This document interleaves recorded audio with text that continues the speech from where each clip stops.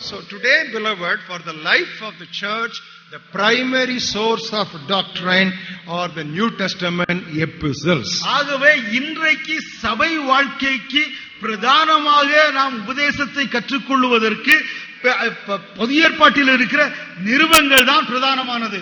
Any other teaching you can take as supportive from the other portions of the scripture, but doctrine, if you want to prepare for the church, that must be from the epistles of the New Testament, because the God's word says, upon the foundation of the apostles and prophets, the church gets built up. சபையை திருச்சபை கட்டப்படுவதற்கான அஸ்திவாரம் வேண்டும் என்று சொன்னால் அது அப்போஸ்தலர்கள் எழுதின நிருபத்திலிருந்து மாத்திரமே அதை கட்ட முடியும். ஏனென்று சொன்னால் மற்றவைகள் அவைகளுக்கு உறுதுணையாக இருக்கலாமே ஒழிய வேதம் சொல்லுகிறது அப்போஸ்தலர் தீர்க்கதரிசிகள் என்பவருடைய அஸ்திவாரத்தின் மேல் கட்டப்படுகிறோம் என்று. And even among the epistles of the New Testament, the maximum number of epistles was written by Apostle Paul.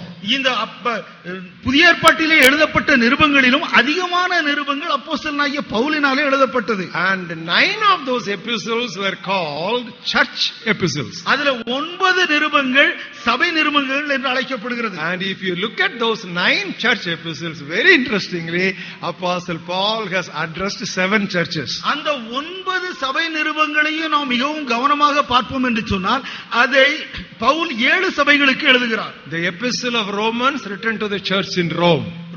ரோமர் நிருபம் ரோமாபுரியிலே இருக்கிற சபைக்கு எழுதப்பட்டது. The first and second Corinthians written to the church in Corinth. முதல் மற்றும் இரண்டாம் கொரிந்தியர் கொரிந்து பட்டணத்திலே இருக்கிற சபைக்கு எழுதப்பட்டது. The book of Galatians was written to the churches in Galatia. கலாத்திய நிருபம் கலாத்திய பிராந்தியத்திலே இருக்கிற சபைகளுக்கு எழுதப்பட்டது. And the book of Ephesians was written to the church in Ephesus. எபேசு புத்தகம் எபேசு பட்டணத்திலே இருக்கிற சபைக்கு எழுதப்பட்டது. The epistle of Philippians was written to the church at Philippi.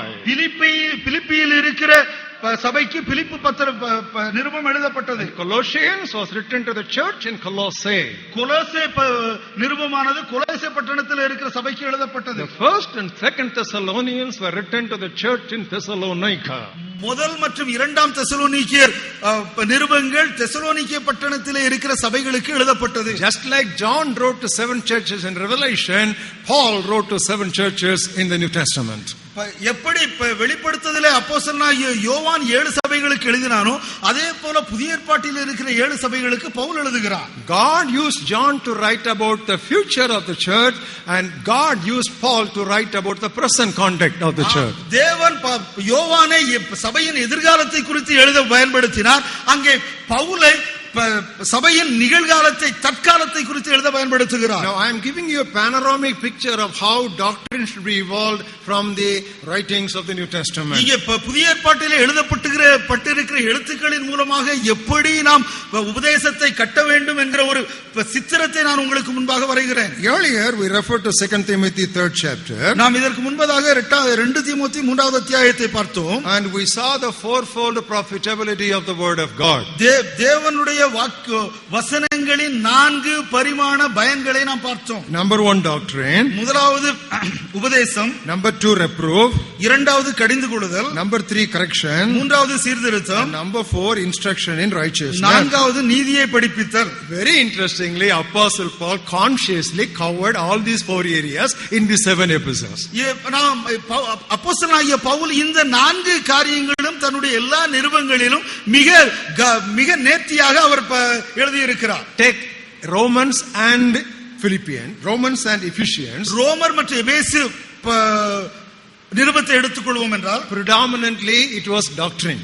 அது மிக முக்கியமாக உபதேசத்தை குறித்து சொல்லுகிறது. Doctrine means explanation of the truth. அங்கே உபதேசம் என்று சொன்னால் சத்தியத்தை விளக்குவது. And then when you come to Corinthians and Philippians, நீ கொரிந்தியர் மற்றும் பிலிப்பியருக்கு வருவோம் என்று சொன்னால் there he talks about reproof. அங்கே அவர் கடிந்து கொள்ளுதலை குறித்து பேசுகிறார். Because there was failure in practical holiness in the church in Corinth. Corinth பட்டணத்தில் இருந்த சபையிலே நடைமுறை பரிசுத்தத்திலே பிரச்சனை இருந்தது. And in the church in Philippians there was a lack of unity.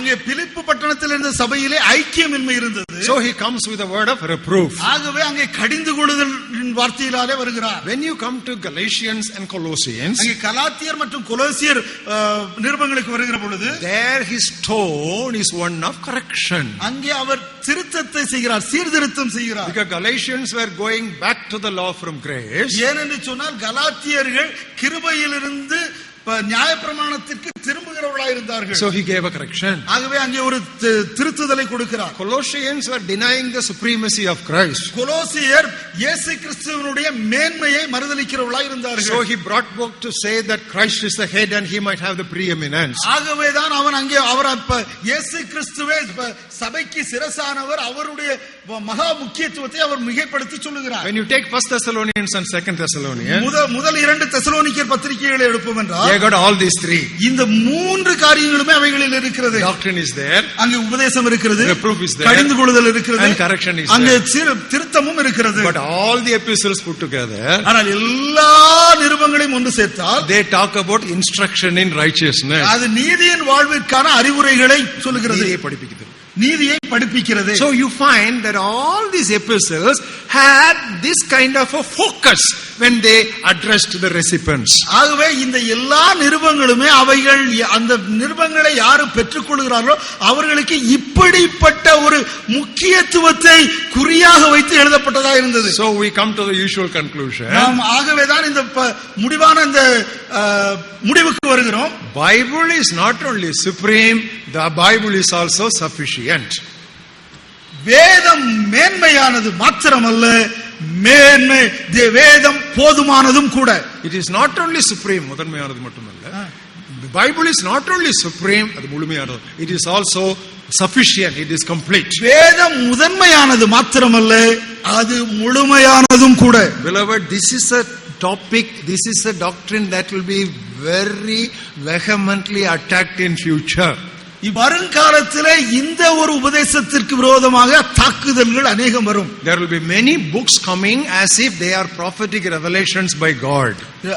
ஆண்டவரிடத்திலிருந்து வந்த தீர்க்க தரிசன வெளிப்படுத்தல் என்று சொல்லுகிற அநேக புத்தகங்கள் வரக்கூடும். Many books will come which will very subtly try to replace the book of Revelation.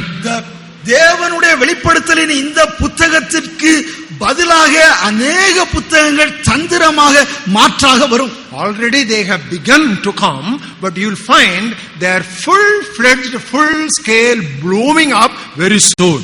இவைகள் ஏற்கனவே வர ஆரம்பித்து விட்டன, ஆனால் இது முழுமையாய் வருவது வெகு சீக்கிரத்திலே நடக்கும். At that time you remember these things in mind and say put and stay stuck with the scripture, because the Bible is not only supreme, it is also sufficient. அந்த சந்தர்ப்பத்திலே தானே வேதம் முதன்மையானது மாத்திரமல்ல முழுமையானது என்கிற சத்தியத்திலே உறுதியாக நின்று அந்த போதகங்களுக்கு விரோதமாய் நிற்க வேண்டும். When we talk about doctrine, beloved, there are two kinds of doctrine. நாம் உபதேசத்தை குறித்து பேசுகிற பொழுது இரண்டு வகையான உபதேசங்கள் இருக்கின்றன. One is sound doctrine, ஒன்று ஆரோக்கிய உபதேசம், the other is false doctrine. இன்னொன்று கள்ள உபதேசம். You know, the Bible teaches doctrine, வேதம் நமக்கு உபதேசத்தை கற்றுக் கொடுக்கிறது, and it speaks about both sound doctrine and false doctrine. அது ஆரோக்கிய உபதேசத்தையும் கள்ள உபதேசத்தையும் நமக்கு சொல்லுகிறது. Both are pointed out in the Bible. வேதத்திலே அது இரண்டுமே சுட்டிக்காட்டப்பட்டிருக்கிறது. Let us look at some passages we talk about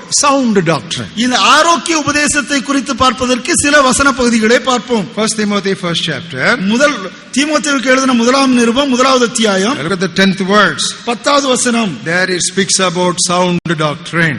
அங்கே தமிழிலே 11வது வசனம், அங்கே ஆரோக்கிய உபதேசத்தை குறித்து வாசிக்கிறோம். When you come to 2 Timothy, 2 தீமோத்தேயு 4th chapter, 4வது அத்தியாயம் 3rd verse, 3வது வசனம், it says people in the last days will not endure sound doctrine. அங்கே ஏனென்றால் அவர்கள் ஆரோக்கியமான உபதேசத்தை பொறுக்க மனதில்லாமல் என்று எழுதப்பட்டிருக்கிறது. Come to book of Titus 1st chapter, தீத்து 1வது அத்தியாயம், look at the 9th verse, 9வது வசனம். there it again refers to sound doctrine. அங்கேயும் ஆரோக்கியமான உபதேசத்தை பார்க்கிறோம். Come to the 2nd chapter, 2வது அத்தியாயத்திற்கு வாருங்கள். look at the 1st verse, 1வது வசனம். as for you speak the things which are proper for sound doctrine. நீயோ ஆரோக்கியமான உபதேசத்துக்கு ஏற்றவைகளை பேசு. So the first name given to the Bible for the good doctrine is sound doctrine. இங்கே வேதத்திலே கொடுக்கப்பட்டிருக்கிற நல்ல போதகத்திற்கு கொடுக்கப்பட்டிருக்கிற பெயர் ஆரோக்கியமான உபதேசம். What are all sound doctrines? ஆரோக்கியமான உபதேசங்கள் எவை? Number 1, முதலாவது apostles' doctrine is sound doctrine. அப்போஸ்தலருடைய உபதேசங்கள் ஆரோக்கியமான உபதேசம். Acts 2:42. அப்போஸ்தலர் 2வது அத்தியாயம் 42வது வசனம். It speaks about apostles' doctrine. அங்கே அப்போஸ்தலருடைய உபதேசத்தை குறித்து வாசிக்கிறோம். When you come to 2 Timothy 3rd chapter, 2 தீமோத்தேயு 3வது அத்தியாயத்திற்கு வருகிற பொழுது look at the 10th verse. 10வது வசனத்தை பாருங்கள். Paul says, my doctrine. அங்கே பவுல் சொல்கிறார் என் போதகம். That is Paul's teaching. That is apostles' doctrine. பவுலுடைய உபதேசம் அது என்று சொன்னால் அப்போஸ்தலருடைய உபதேசம். Come to Acts of the Apostles 13th chapter. அப்போஸ்தலர் நடவடிக்கைகளின் புத்தகம் 13வது அத்தியாயம். Another name given to sound doctrine. இந்த ஆரோக்கியமான உபதேசத்திற்கு கொடுக்கப்பட்டிருக்கிற இன்னொரு பெயர் Doctrine of the Lord. 12வது வசனம் கர்த்தருடைய உபதேசம். Doctrine of the Lord. கர்த்தருடைய உபதேசம். Now come to 2 Timothy, come to 1 Timothy 6th chapter. 1 தீமோத்தேயு 6வது அத்தியாயத்திற்கு வாருங்கள். And we will look at the first verse. முதலாவது வசனத்தை பார்ப்போம். It speaks about the doctrine of God. தேவனுடைய உபதேசம் என்று சொல்லப்படுகிறது. Doctrine of God. தேவனுடைய உபதேசம். Titus 2nd chapter. தீத்து 2வது அத்தியாயம். Look at the 10th verse. 10வது வசனம். Doctrine of God. தமிழிலே 9வது வசனம் தேவனுடைய உபதேசம். John verses 9 and 10. 2 யோவான் 9வது 10வது வசனங்கள். It speaks about doctrine of Christ. கிறிஸ்துவின் உபதேசத்தை குறித்து பேசுகிறது. And come to John's Gospel 7th chapter. யோவான் நற்செய்தி நூல் 7வது அத்தியாயம். And we'll read verses 16 and 17. 16வது 17வது வசனம். Jesus says, my doctrine. இயேசு கிறிஸ்து என்னுடைய உபதேசம் என்று சொல்கிறார். 17th verse he again says concerning this doctrine. 17வது வசனத்திலே இந்த உபதேசத்தை குறித்து என்று சொல்கிறார். So what are the various names given to sound doctrine? ஆரோக்கிய உபதேசத்திற்கு கொடுக்கப்பட்டிருக்கிற வெவ்வேறு பெயர்கள் என்ன? Apostles' doctrine. அப்போஸ்தலருடைய உபதேசம். Doctrine of the Lord. கர்த்தருடைய உபதேசம். Doctrine of God. தேவனுடைய உபதேசம். Doctrine of Christ. கிறிஸ்துவின் உபதேசம். So if something has to be a sound doctrine on the pages of the Bible, this must have the apostles, the Lord, the God, the Lord Jesus Christ as their source of teaching.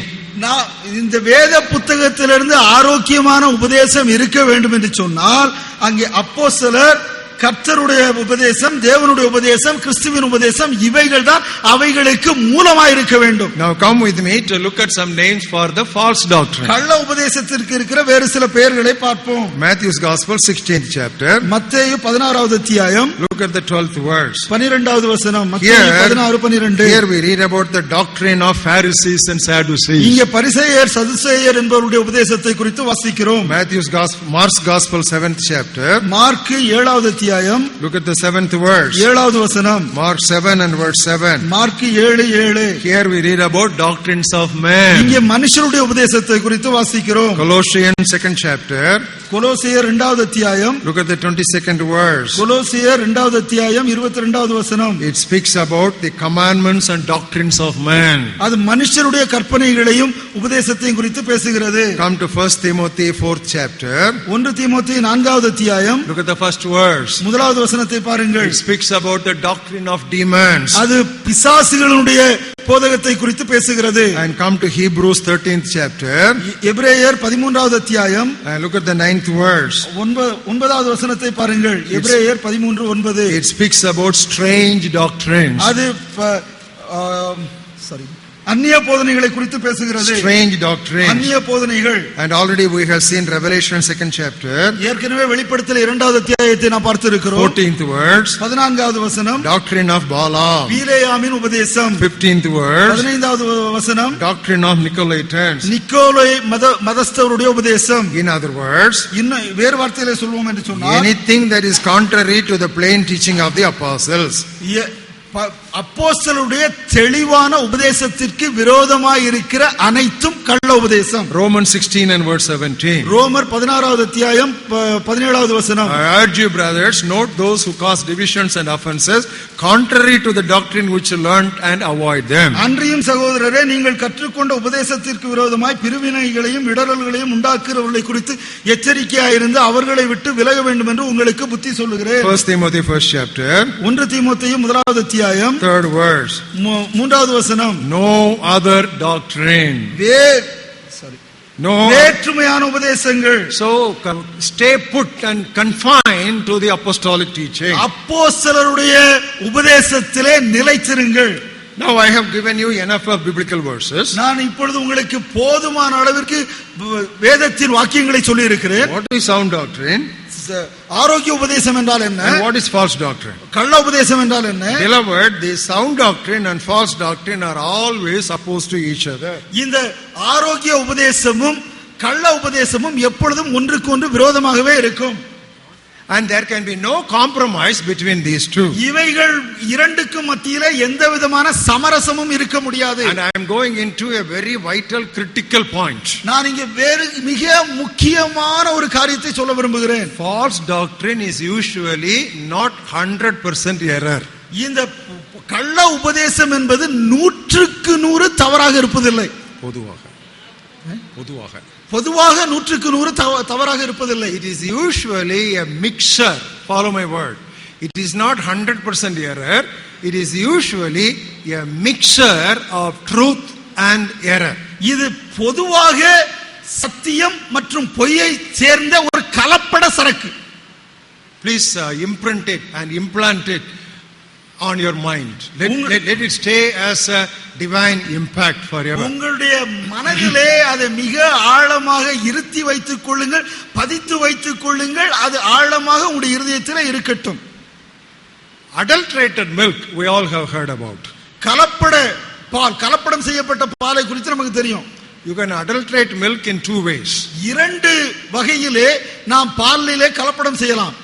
Either you can add water to milk, பாலுக்கு தண்ணீரை சேர்க்கலாம், or you can add milk to water. இல்லை என்று சொன்னால் தண்ணிக்கு பாலை சேர்க்கலாம். The first one is watery milk, the next one is milky water. முதலாவது தண்ணீர் நிறைந்த பால், இன்னொன்று பால் நிறைந்த தண்ணீர், தண்ணீர் நிறைந்த பால். Now that's what is happening in today's Christianity. இன்றைய கிறிஸ்தவத்திலே இதுதான் நடக்கிறது. At least if we get watery milk, it doesn't matter, it is not all that bad. தண்ணீர் கலந்த பால் கிடைத்தால் ஓரளவிற்கு பரவாயில்லை. But now what it is normally available is milky water. ஆனால் இன்றைக்கு நமக்கு கிடைக்கிறது பால் கலந்த தண்ணீர். Something very interesting happened when I was reading the Hindu newspaper of yesterday. நேற்றைய தினத்தின் இந்து நாளிதழை நான் படிக்கிற பொழுது ஒரு காரியத்தை நான் பார்த்தேன். Usually Hindu newspaper on Sundays it brings a magazine section which is very informative. இங்கே பொதுவாக இந்த இந்து பத்திரிகையில ஞாயிற்றுக்கிழமையில மேகசின் செக்ஷன் என்று ஒரு பகுதி வரும். I have heard only about diluted milk. நான் இவ்விதமாக தண்ணீர் கலக்கப்பட்ட பாலை தான் கேள்விப்பட்டு இருக்கிறேன். But there was an off-page article. அங்க ஒரு அரை பக்க கட்டுரை இருந்தது.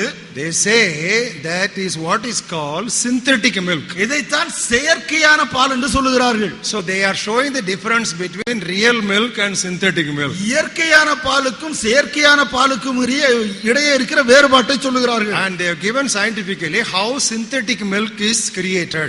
இந்த செயற்கையான பாலை விஞ்ஞான ரீதியிலே எப்படி தயாரிக்கிறார்கள் என்று சொல்லுகிறார்கள். First they take vegetable refined oil. அங்கே காய்கறி எண்ணெயை அவர்கள் எடுக்கிறார்கள். Then they add some emulsifiers into it. அதிலே சில ரசாயனங்களை சேர்க்கிறார்கள். Then they also add urea to it. அதிலே யூரியாவை சேர்க்கிறார்கள். And then they say some selected sodium sulfate and any fertilizer also is added to it. அதோடு கூட சோடியம் தேர்ந்தெடுக்கப்பட்ட sodium சல்பேட்டையும் உரப்பொருட்களையும் சேர்க்கிறார்கள். You take it to a cooperative milk society in a village. ஒரு கிராமத்திலே இருக்கிற ஒரு பால் கூட்டுறவு இடத்திற்கு எடுத்து செல்லுங்கள். And they have what they call lactometer. அங்கே லாக்டோமீட்டர் இருக்கும். So they will just drop that lactometer. அவர்கள் அந்த லாக்டோமீட்டர் அதுல போட்டாங்கன்னா it will show that it is a good milk. அது நல்ல பால் என்று அதை காட்டும். Because density wise they have already made it up. அதோட thickness அது அப்படிதான் இருக்கும். And even if you try to look at that fat content, because vegetable refined oil is added, fat content also will be. அதுல இருக்கிற கொழுப்பு சத்தை பார்ப்போம் என்று கண்டுபிடிக்க வேண்டும் என்று சொன்னால் ஏற்கனவே இங்கே காய்கறி சத்தை சேர்த்து இருக்கிறதுனால அந்த கொழுப்பு சத்தும் அதே விகிதாச்சாரத்தில் இருக்கும். So the conclusion of that article, if you like milk, it is good, you drink milk, but you read this article also. உங்களுக்கு பால் விருப்பமானால் நீங்கள் பாலை குடியுங்கள், ஆனால் இந்த கட்டுரையும் கண்டிப்பாக படியுங்கள் என்கிறார்கள். I am really scared. எனக்கு ரொம்ப பயமா இருக்கு. Now this is telling us something in the Christian doctrinal world. இங்கே கிறிஸ்தவ உபதேசத்தை குறித்து நாம் பார்க்கிற சில காரியம் இது. We are talking about adulterated milk, now we are talking about synthetic milk. நாம் கலப்படம் செய்யப்பட்ட பாலை குறித்து பேசணும், ஆனால் இங்கே செயற்கையான பாலை குறித்து வாசித்தோம். Let's beware. நாம் எச்சரிக்கையா இருக்க வேண்டும். Lot of synthetic stuff, they are trying to replace God's supernatural things. தேவனுடைய மிக மேன்மையான அசாதாரணமான காரியங்களுக்கு மாற்றாக அநேக செயற்கையான காரியங்களை கொண்டு வர முயற்சிக்கிறார்கள். We are living in a world of substitutes. நாம் இன்றைக்கு மாற்றுகளின் நாட்களிலே வாழ்ந்து கொண்டிருக்கிறோம். The culture of substitutes did not begin today. It began at the Tower of Babel. இந்த மாற்றுகளின் கலாச்சாரம் இன்றைக்கு துவங்கவில்லை, அது பாபேல் கோபுரத்தின் நாளிலே துவங்கிவிட்டது. They had brick for stone. There was already a substitute there in the construction of Babel. அங்கே கல்லுகளுக்கு பதிலாக அவர்கள் செங்கல்களை உபயோகித்தார்கள். அங்கே ஒரு மாற்று ஆரம்பமாகி விட்டது. So substitutes has begun long ago. இந்த மாற்றுகள் அநேக அநேக அநேக அநேக ஆண்டுகளுக்கு முன்பாகவே ஆரம்பித்து விட்டது. But today they have reached alarming proportions. So we need to keep both our eyes wide open and keep on clinging on to the name of the Lord and the word of the Lord and the Spirit of the Lord, that we may be kept against all these dashing floods and torrential rain. ஆனால் இன்றைக்கு அந்த மாற்றுகள் மிக அதிகமான நிலைமையிலே வந்துவிட்டது. அதனாலே நாம் தேவனுடைய வார்த்தையிலே மிகவும் ஆழமானவர்களாக, எச்சரிக்கை உள்ளவர்களாக, மிகவும் கருத்தாக கற்று அந்த உபதேசத்தில் நிலை நின்றால்தான் வரவிருக்கிற புயல்களையும் வெள்ளங்களையும் எதிர்க்க நம்மால் முடியும். Though the Bible speaks about doctrine in so many places, especially the New Testament, புதிய ஏற்பாட்டிலே உபதேசத்தை குறித்து வேதம் அதிகமாக பேசினாலும் there are only 2 places where doctrines are listed. ஆனால் 2 இடங்களிலே மாத்திரம்தான் இந்த உபதேசங்கள் பட்டியலிட்டு சொல்லப்பட்டிருக்கிறது. One is doctrine of Christ and the other is the doctrine of the church. ஒன்று கிறிஸ்துவுக்கு அடுத்த உபதேசம், மற்றொன்று சபைக்கு அடுத்த திருச்சபைக்கு அடுத்த உபதேசம். If you turn with me to the book of Hebrews 6th chapter, எபிரேயர் 6வது அத்தியாயத்திற்கு வருவீர்கள் என்று சொன்னால், we'll read the first 2 verses. நாம் முதல் 2 வசனங்களை வாசிப்போம். எபிரேயர் 6 முதல் 2 வசனங்கள். There we have the doctrine of Christ. அங்கே கிறிஸ்துவுக்கு அடுத்த உபதேசத்தை பார்க்கிறோம். Number 1, முதலாவது repentance from dead works, செத்த கிரியைகளுக்கு இருந்து நீங்களாகும் மனம் திரும்புதல். faith towards God, தேவன் பேரில் வைக்கும் விசுவாசம். doctrine of baptisms, ஸ்நானங்களுக்கு அடுத்த உபதேசம். laying on of hands, கைகளை வைக்குதல். resurrection of the dead, மரித்தோரின் உயிர்த்தெழுதல் and eternal judgment. மற்றும் நித்திய நியாய தீர்ப்பு. And then if you want to add one more in verse 6, going on unto perfection. இன்னொன்றை சேர்க்க வேண்டும் என்று சொன்னால் பூரணராகும்படி கடந்து செல்வது. This is what is called doctrine of Christ. இதைத்தான் கிறிஸ்துவுக்கு அடுத்த உபதேசம் என்று சொல்லுகிறோம். We studied in detail about the doctrine of Christ in summer study program 78. 1978 ஆண்டிலே நடந்த வேநீர் கால வேத பாட திட்டத்திலே கிறிஸ்துவுக்கு அடுத்த உபதேசத்தை மிகவும் விளக்கமாக விவரமாக படித்தோம். What is repentance from dead works? இங்கே செத்த கிரியைகளிலிருந்து மனம் திரும்புதல் என்றால் என்ன? When we talk about faith towards God, தேவன் பேரில் வைக்கும் விசுவாசத்தை குறித்து பேசினோம். what is the definition of faith? அதை குறித்த விசுவாசத்தை குறித்த வரையறை. What are the various kinds of faith? வகைகள். And what is the source of faith? அந்த விசுவாசத்தை நாம் பெற்றுக்கொள்ளும் இடம். And thirdly, doctrine of baptisms. மூன்றாவதாக ஸ்நானங்களுக்கு அடுத்த உபதேசம். 7 baptisms are mentioned in the Bible. வேதத்திலே 7 ஞான ஸ்நானங்கள் குறிப்பிடப்பட்டிருக்கிறது. But there are 3 aspects for one Christian baptism. ஒரு கிறிஸ்தவ ஞான ஸ்நானத்திற்கு 3 அம்சங்கள் உண்டு. What are they? அவைகள் என்ன?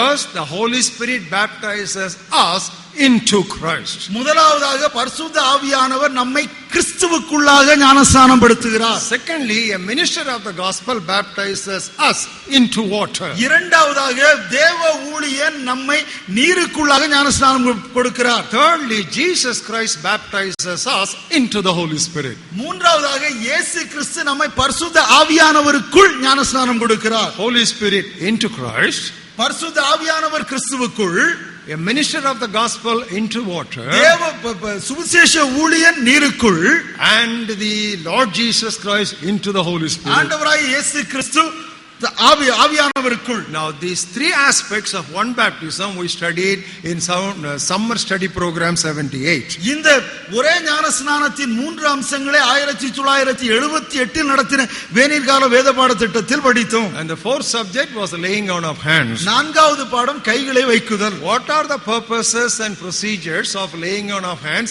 as prescribed in the New Testament? புதிய ஏற்பாட்டிலே சொல்லப்பட்டிருக்கிறபடி இந்த கைகளை வைக்குதலுக்கான நோக்கங்களும் முறைமைகளும் என்ன? And next, resurrection of the dead. ஐந்தாவது மரித்தோரிலிருந்து உயிர்த்தெழுதல். There are two kinds of resurrection. ரெண்டு வகையான உயிர்த்தெழுதல். And what are all the order of resurrection? உயிர்த்தெழுதலின் வரிசை கிரமம் என்ன? And then eternal judgment. அதற்கு பின்பு நித்திய நியாய தீர்ப்பு. There are two judgments in future. What are they and for whom are they? எதிர்காலத்தில் இரண்டு நியாய தீர்ப்புகள் உண்டு. அவைகள் எவை? அவைகள் யாருக்கு சம்பந்தப்பட்டது? And seventhly, going on unto perfection. ஏழாவதாக பூர்ணராகும்படி கடந்து போவது. And we studied 7 marks of Christian perfection. கிறிஸ்தவ பரிபூரணத்தின் 7 அடையாளங்களை படித்தோம். Because we already studied the subject in 78, we will not dwell on that subject now. 1978 ஏற்கனவே இதை படித்து விட்டபடினால இப்பொழுது அதை நாம் படிப்பதில்லை. So we will move on to the other one, that is the doctrine of the church. ஆகவே அடுத்த காரியமா இருக்கிற சபைகளுக்கு அடுத்த உபதேசத்திற்கு நாம் கடந்து செல்வோம். And that is listed out for us in book of Ephesians 4th chapter. அது எபேசியர் 4வது அத்தியாயத்திலே நமக்கு பட்டியலிட்டு காட்டப்பட்டிருக்கிறது. Why do we call it a doctrine of the church? இதை ஏன் நாம் சபைக்கு அடுத்த உபதேசம் என்று சொல்லுகிறோம்? Because book of Ephesians is primarily about the church.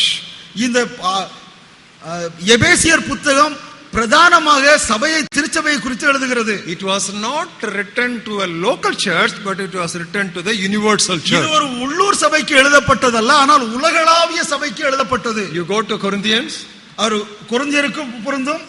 You go to Corinthians. நீங்கள் கொரிந்து பட்டணத்துக்கு போங்க. You go to Corinthian church. நீங்கள் கொரிந்து சபைக்கு போங்க. You go to Philippian church. நீங்கள் பிலிப்பி சபைக்கு போங்க. You go to Colossian church. நீங்கள் கொலோசை சபைக்கு போங்க. Some local problem will be dealt with. அங்கே உள்ளூரில் இருக்கிற ஏதாவது ஒரு பிரச்சனையை அவர் கையாண்டு இருப்பார். But you read Ephesians. ஆனால் எபேசு நிருபத்திற்கு வருவீர்கள் என்று சொன்னால் no local problem will be dealt with. அங்கே உள்ளூர் பிரச்சனை எதுவுமே சொல்லப்படவில்லை. So it is not written to the local church. ஆகவே அது உள்ளூர் சபைக்கு எழுதப்படவில்லை. It was addressed to the universal church. அது உலகளாவிய சபைக்கு எழுதப்பட்டது. Because he was dealing with the universal church, அவர் உலகளாவிய சபையை குறித்து எழுதுகிறதினாலே the doctrine that he has listed out here, we have dared to name them as doctrine of the church.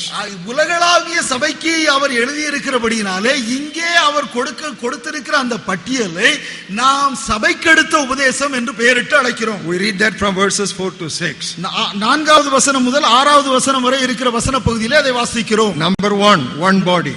முதலாவது நாம் அங்கே வாசிக்கிறது ஒரே சரீரமும், and then one spirit, ஒரே ஆவியானவர், then one hope, then அதற்கு அடுத்து ஒரே நம்பிக்கை, and then one Lord, அதற்கு பிறகு ஒரே கர்த்தர், then one faith, ஒரே விசுவாசம், then one baptism, ஒரே ஞானஸ்நானம், then one God and Father of all, who is above all and through all and in you all. எல்லாருக்கும் ஒரே தேவனும் பிதாவும் உண்டு, அவர் எல்லார் மேலும் எல்லாரோடும் உங்கள் எல்லாருக்குள்ளும் இருக்கிறவர். Do you find something very interesting in this list? இதிலே மிக நேர்த்தியாக இருக்கிற ஒரு காரியத்தை உங்களால் காண முடிகிறதா? சுவாரஸ்யமா இருக்கிற ஒரு காரியத்தை பார்க்க முடிகிறதா? In the 7 aspects of the church doctrine, Apostle Paul talks first about one body. இந்த சபை உபதேசத்தை குறித்த 7 காரியங்களை குறித்து சொல்லுகிற பொழுது முதலாவதாக ஒரே சரீரம் என்று சொல்லுகிறார். Because he was dealing with the unity of the church in verse 3. 3வது வசனத்திலே சபையின் ஐக்கியத்தை குறித்து அவர் சொல்லுகிறார். Because when he is talking about the unity of the body of Christ in the entire epistle, he puts one body first and then comes one spirit. To remain as united one body, he puts the aspect of one body on the top of that 7 factors list. முக்கியமாக அப்போஸ்தலனாகிய பவுல் திருச்சபையை குறித்து திருச்சபையின் ஒருமைப்பாடு ஒரே சரீரத்தை போல இருக்க வேண்டும் என்று எழுதுகிறதுனாலே இந்த சபையை குறித்த உபதேசத்தின் பட்டியலிலே ஒரே சரீரம் என்பதை முதலாவதாக வைத்திருக்கிறார். But we, for our convenience sake, can change the order, and that will help our academic study purpose. நம்முடைய வசதிக்கு தக்கதாக அந்த வரிசை கிரமத்தை நாம் கொஞ்சம் மாற்றிக்கொள்வோம். அது நம்முடைய படிப்பிற்கு உதவியாக இருக்கும். First we'll study about one God and Father. முதலாவதாக நாம் ஒரே தேவனும் ஒரே பிதாவும் என்பதை குறித்து படிப்போம். Then we'll move on to one Lord. அதற்கு பின்பு ஒரே கர்த்தர். And then we will study about that one Spirit. அதற்கு பின்பு ஒரே ஆவியானவர். And then one faith. ஒரே விசுவாசம். One baptism. ஒரே ஞானஸ்நானம். One body. ஒரே சரீரம். One hope. ஒரே நம்பிக்கை. I call this a chronological order. இதை நான் கால கிரமத்துக்கு அடுத்த வரிசை என்று சொல்லுகிறேன். Just like we have canonical Bible, we also have chronological Bible. நாம் எப்படி வேத நியமத்தின்படி இருக்கிற canonical பைபிள் ஒன்று இருக்கிறது சொல்லுகிறபடியே கால வரிசையின்படி இருக்கிற வேதாகமும் நமக்கு உண்டு. We have Genesis at the beginning and book of Job somewhere in the middle in the canonical Bible, but in the chronological Bible the order of events as per the timeline it is selected. நமக்கு கையில இருக்கிற அந்த வேதாகமத்திலே அது கேனானிக்கல் Bible என்று சொல்கிறோம். அதிலே முதலாவது ஆதியாகமத்திலே துவங்கி நடுவிலே எங்கேயோ யோபுவின் புத்தகம் வருகிறது. ஆனால் அதை கால வரிசையின்படி எழுதுவோம் என்று சொன்னால் அந்த கால வரிசையின்படி எழுதப்பட்ட அந்த வேதாகமத்திலே யோபுவின் புத்தகம் முதலே வருகிறது. அப்படி அது தொடர்ந்து சென்று கொண்டிருக்கிறது. At least once in your lifetime you should read through the Bible from the chronological point of view. நம்முடைய வாழ்நாளிலே ஒரு முறையாவது கால கிரமத்தின் வரிசையின்படி நாம் வேதத்தை வாசித்து முடிக்க வேண்டும். The entire story will just open up new avenues of understanding for your biblical knowledge. நம்முடைய வேத அறிவிற்கு ஒரு புதுமையான ஒரு கண்ணோட்டத்தை நாம் இப்படி வாசிப்பதினாலே பெற்றுக்கொள்வோம். The bookstall will give you that chronological Bible. இங்கே நம்முடைய புத்தக சாலையிலே அந்த காலக்கிரமத்தின் அடிப்படையில் இருக்கிற வேதாகம் உண்டு. This rearranged list I call chronological. You know why? இந்த திருப்பி அமைக்கப்பட்ட இந்த பட்டியலை கால வரிசையின்படி அமைக்கப்பட்ட பட்டியல் என்று சொல்லுகிறேன். ஏன் தெரியுமா? The Father, number 1, sent the Son and made him Lord, number 2. நம்முடைய பிதாவாகிய தேவன் முதலாவதாய் இருக்கிறவர் தன்னுடைய மகனாகிய இயேசு கிறிஸ்துவை இந்த உலகத்திற்கு அனுப்பி அவரை கர்த்தரும் ஆண்டவரும் ஆக்கினார். அவர் இரண்டாவது நபர். And the Lord went back and he sent the Spirit, that one Spirit. ஆண்டவர் பரத்திற்கு ஏறி சென்று ஒரே ஆவியானவராய் இருக்கிற ஆவியானவரை இந்த உலகத்திற்கு அனுப்பினார். And people came into the faith and were baptized. மக்கள் விசுவாசத்திற்குள் வந்து ஞானஸ்நானத்தை பெற்றுக் கொண்டார்கள். And they became members of the body of Christ. அவர்கள் ஆண்டவருடைய சரீரத்தின் அங்கத்தினர்கள் ஆனார்கள். And they await the return of Christ as their one hope. அவர் தங்களுடைய ஒரே நம்பிக்கையாய் ஆண்டவராகிய இயேசு கிறிஸ்துவின் வருகையை எதிர்பார்த்து கொண்டிருக்கிறார்கள். This is not only chronological, this order also is logical and easy to remember. இது கால வரிசையின்படியான பட்டியல் மாத்திரமல்ல, தத்துவ ரீதியிலான பட்டியலுமாய் இருக்கிறபடினாலே அதை மிகவும் எளிதாக நாம் நினைவில் வைத்துக் கொள்ளலாம். Even one full 3-day seminar is not sufficient to expand and expound even one of these 7 aspects. இந்த 7 உபதேசங்களிலும் ஒரு உபதேசத்தை மாத்திரம் எடுத்து நாம் விளக்க முயற்சிப்போம் என்று சொன்னால் அந்த ஒரு உபதேசத்திற்கு மாத்திரம் ஒரு 3 நாள் கருத்தரங்கு போதாது. However, because we have to finish that subject today, I will try to touch upon very salient and salient features which are key texts, so your attention is very much requested. அப்படி இருந்தாலும் இந்த நாளிலே அந்த ஒரு பாடத்தை நாம் படிக்க வேண்டியது இருக்கிறபடினாலே மிக முக்கியமான கவனிக்க வேண்டிய காரியங்களை மட்டும் நான் சொல்லவிருப்பதினாலே நீங்கள் மிகவும் கவனம் உள்ளவர்களாய் இருக்க வேண்டியது அவசியம். Doctrine of the church. சபைக்கு அடுத்த உபதேசம். Number 1, one God and Father. முதலாவது இருப்பது ஒரே தேவனும் பிதாவும். Beloved, all our life we must be increasing in the knowledge of God. நம்முடைய வாழ்நாள் முழுவதும் பிரியமானவர்களே நாம் தேவனுடைய அறிவிலே வளர்ந்து கொண்டே இருக்க வேண்டும். That is the spiritual growth. அதுதான் ஆவிக்குரிய வளர்ச்சி. You know, if somebody asks you what is spiritual growth, யாராவது ஒருவர் ஆவிக்குரிய வளர்ச்சி என்றால் என்ன என்று கேட்பார்கள் என்று சொன்னால், if you want to give a single line definition, the answer is in Colossians 1st chapter 10th verse. அதற்கு ஒரு வார்த்தையிலே நாம் வரையறை கொடுக்க வேண்டும் என்று சொன்னால் கொலோசியர் 1வது அத்தியாயம் தமிழிலே 9வது வசனத்திலே நாம் அதை பார்க்கிறோம். That you may have a walk worthy of the Lord, fully pleasing him, being fruitful in every good work, increasing in the knowledge of God. இது நிமித்தம் நாங்கள் அதை கேட்ட நாள் முதல் உங்களுக்காக ஜெபம் பண்ணி வருகிறோம். நீங்கள் எல்லா ஞானத்தோடும் ஆவிக்குரிய விவேகத்தோடும் அவருடைய சித்தத்தை அறிகிற அறிவினாலே நிரப்பப்படவும். Increasing in the knowledge of God. அவரை அறிகிற அறிவிலே நிரப்பப்படுவது. What is theology? இறையியல் என்றால் என்ன? Knowledge of God. தேவனை குறித்த அறிவு. Science of God. தேவனை குறித்த அறிவு. Theo means God, ology means science. தியோ என்று சொன்னால் தேவன், ஆலஜி என்று சொன்னால் அதனுடைய குறித்த அறிவியல். So theology is science of God or knowledge of God. Growing and increasing in the knowledge of God is true spiritual growth. இறையியல் என்று சொன்னால் தேவனை குறித்த அறிவு, தேவனை குறித்த இறையியல், தேவனை குறித்த அறிகிற அறிவிலே நாம் விருத்தி அடைவது. We should keep on increasing in the knowledge of God. நாம் தேவனை அறிகிற அறிவிலே வளர்ந்து கொண்டே விருத்தி அடைந்து கொண்டே போக வேண்டும். But today, on the face of the earth, before eternity, we can never fully understand God. ஆனால் இந்த பூமியிலே இன்றைக்கு நாம் தேவனை முழுவதுமாக அறிந்து கொள்ள முடியவே முடியாது. We look at some scripture passages. அதற்கு சில வேத வாக்கியங்களை பார்ப்போம். Psalm 145. சங்கீதம் 145. And we will look at verse 3. சங்கீதம் 145 மூன்றாவது வசனம். Great is the Lord and greatly to be praised, and his greatness is unsearchable. கர்த்தர் பெரியவரும் மிகவும் புகழப்படத்தக்கவருமாயிருக்கிறார், அவருடைய மகத்துவம் ஆராய்ந்து முடியாது. Underline that sentence and underline that underlined sentence. அதை அடிக்கோடிட்டுக் கொள்ளுங்கள், அடிக்கோடிட்ட பாகத்தை மற்றொன்று அடிக்கோடிடுங்கள். His greatness is unsearchable. அவருடைய மகத்துவம் ஆராய்ந்து முடியாது.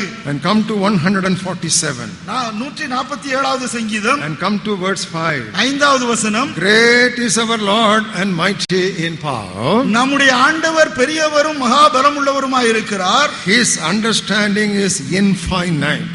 அவருடைய அறிவு அளவில்லாதது. Once again, his understanding is infinite. அவருடைய அறிவு அளவில்லாதது. It is not only a truth stated in the Old Testament. இது பழைய ஏற்பாட்டிலே சொல்லப்பட்ட ஒரு சத்தியம் மாத்திரமல்ல. You cannot say only in the Old Testament it was like that, but in the New Testament it is different. பழைய ஏற்பாட்டில் தான் அப்படி இருந்தது, ஆனால் புதிய ஏற்பாட்டிலே அது வேறு விதமாய் இருந்தது என்று சொல்ல முடியாது. Even a person like Apostle Paul says in Romans 11th chapter. அப்போஸ்தலனாகிய பவுலை போன்ற ஒரு மனிதன் ரோமர் 11வது அத்தியாயத்திலே இப்படி சொல்லுகிறார். Look at the 33rd verse. 33வது வசனம். Oh, the depth of the riches both of the wisdom and knowledge of God. How unsearchable are his judgment and his ways past finding out. தேவனுடைய ஐஸ்வரியம் ஞானம் என்பவைகளின் ஆழம் எவ்வளவாய் இருக்கிறது. அவருடைய நியாய தீர்ப்புகள் அளவிடப்படாதவைகள், அவருடைய வழிகள் ஆராயப்படாதவைகள். Just because an Old Testament saint has said that, we don't accept it.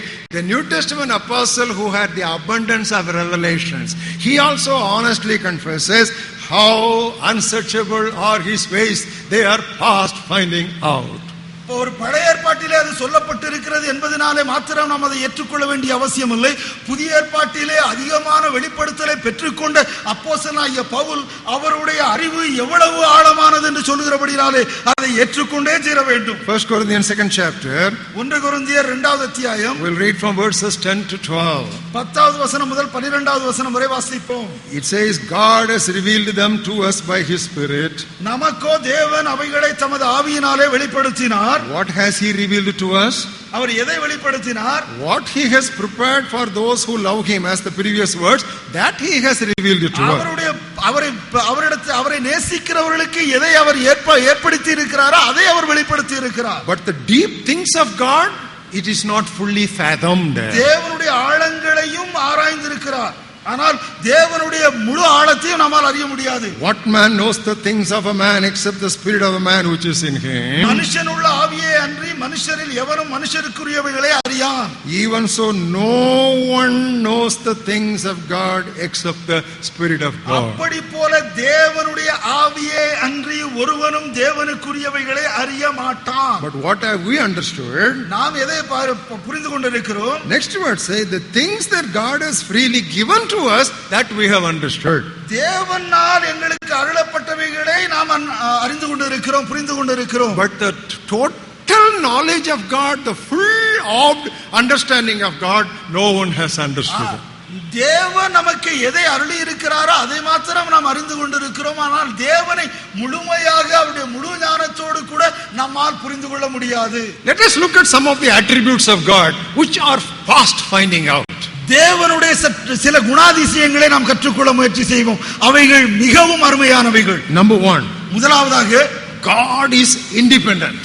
தேவன் எவரையும் சாராதவர். Oh, that's a wonderful truth. That's a real kickstart. That's a real point where we begin to worship him. அது மிகவும் முக்கியமான ஒன்று. அங்குதான் நம்முடைய தொழுகை ஆரம்பமாகிறது. Many false doctrines originate from here. இங்கே இருந்துதான் அநேக கள்ள உபதேசங்கள் ஆரம்பமாகிறது. God is independent. தேவன் எவரையும் சாராதவர். In other words, he is complete in himself. அவர் தன்னில் தானே முழுமையானவர். He is absolutely absolute. பூரணத்தில் பூரணமானவர். He is completely complete. முழுமையில் முழுமையானவர். He is perfectly perfect. Our சம்பூரணத்தில் சம்பூரணமானவர். He does not depend on anything or anybody for his being. அவர் இருப்பதற்கு அவர் யாரையும் எதையும் சார்ந்திருக்க வேண்டிய அவசியம் இல்லை. That was stated by the apostles in Acts of the Apostles 17th chapter. அதைத்தான் அப்போஸ்தலர் 17வது அத்தியாயத்திலே சொல்லுகிறார்கள். We'll read verses 24 and 25. 24வது 25வது வசனத்தை வாசிப்போம். God who made the world and everything in it, since he is Lord of heaven and the earth, does not dwell in temples made with hands, nor is he worshipped with men's hands as though he needed anything. It is actually he who gives life, breath and all things.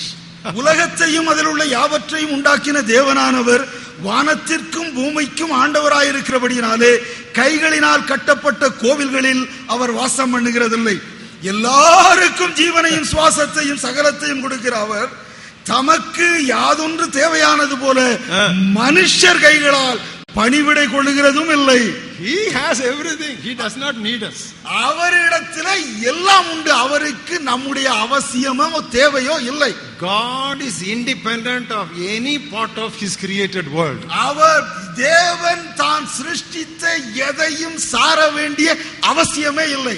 Even if God had not created the world, இந்த உலகத்தை ஒருவேளை தேவன் படைக்காமல் இருந்திருப்பார் என்றால், if God had not created man and woman on the face of the earth, இந்த பூமியிலே மனுஷனையும் மனுஷியும் தேவன் உருவாக்காமல் இருந்திருந்தாலும், still he would be infinitely loving. அவர் அனாதியாய் இன்னும் நேசிக்கிறவராகவே அன்பு கூறுகிறவராகவே இருப்பார். He would be infinitely just. முடிவில்லாத நீதி உள்ளவராய் இருப்பார். There can be no reason that we add any dimension to God. தேவனோட பரிமாணத்தோடு கூட நாம் எதையோ சேர்க்க வேண்டும் என்ற எந்த காரணமும் இல்லை. That is why ஆகவேதான் when Moses asked God, what is your name? ஆகவேதான் மோசே தேவனிடத்திலே உம்முடைய பேர் என்ன என்று கேட்ட பொழுது, Why you ask my name? நீ ஏன் என்னுடைய பேரை கேட்கிறாய்? Because when I go and tell people God said, they will say, which God? நான் ஜனங்களிடத்திலே போய் தேவன் சொன்னார் என்று சொன்னால் அவர்களிடத்திலே உடனே அவர்கள் என்னிடத்திலே கேட்பார்கள், எந்த தேவன் என்று கேட்பார்கள். You know what name did God give to Moses? தேவன் மோசே இடத்திலே சொன்ன பேர் என்ன தெரியுமா? I am that I am. Absolute. நான் இருக்கிறவராகவே இருக்கிறேன். முழுமையானவர். You know, that's the wonderful revelation God gave to Moses. It was with that name God delivered his people from Egyptian bondage. மோசேக்கு தேவன் கொடுத்த மிக நேர்த்தியான வெளிப்பாடு அது. அந்த நாமத்தின் மூலமாகவே தேவன் இஸ்ரவேலரை எகிப்து தேசத்திலிருந்து வெளியே கொண்டு வந்தார். Turn with me to book of Romans for another challenge on this vital character of God. இந்த ஆண்டவருடைய மிக உன்னதமான குணாதிசயத்தை குறித்த ஒரு சவால் நிறைந்த வசனத்தை ரோமர் நிருபத்திலே நாம் பார்ப்போம். 11th chapter. 11வது அத்தியாயம். Look at verses 34 and 35. 34வது 35வது வசனம். Who has known the mind of the Lord? கர்த்தருடைய சிந்தையை அறிந்தவன் யார்? Who has become his counselor? அவருக்கு ஆலோசனைக்காரனாய் இருந்தவன் யார்? Who has first given to him and it shall be repaid to him? தனக்கு பதில் கிடைக்கும்படிக்கு முந்தி அவருக்கு ஒன்றை கொடுத்தவன் யார்? God does not need anybody. தேவனுக்கு யாரும் அவசியமில்லை. For his being, for his existence, he does not need anybody.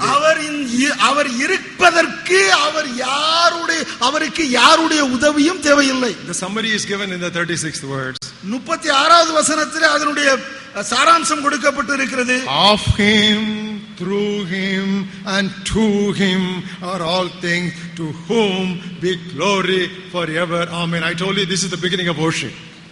சகலமும் அவராலும் அவர் மூலமாகவும் அவருக்காகவும் இருக்கிறது. அவருக்கே என்றென்றைக்கு மகிமை உண்டாவதாக.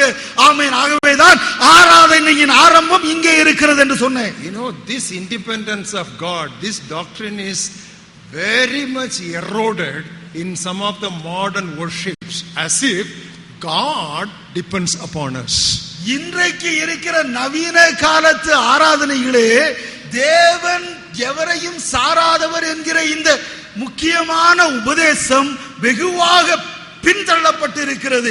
ஏனோ தேவன் நம்முடைய ஆராதனையிலே வாழ்கிறவரை போல நாம் ஆராதனை செய்ய கற்றுக் கொடுக்கப்படுகிறோம். That's why I told you, anything that I teach here will be a vaccine.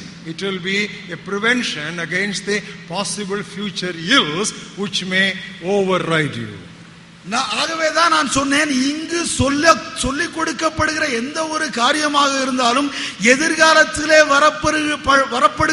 வரவிருக்கிற நோய்களுக்கு ஒரு தடுப்பு ஊசியாக அமையும் என்று சொன்னேன். God is independent. தேவன் யாரையும் சாராதவர்.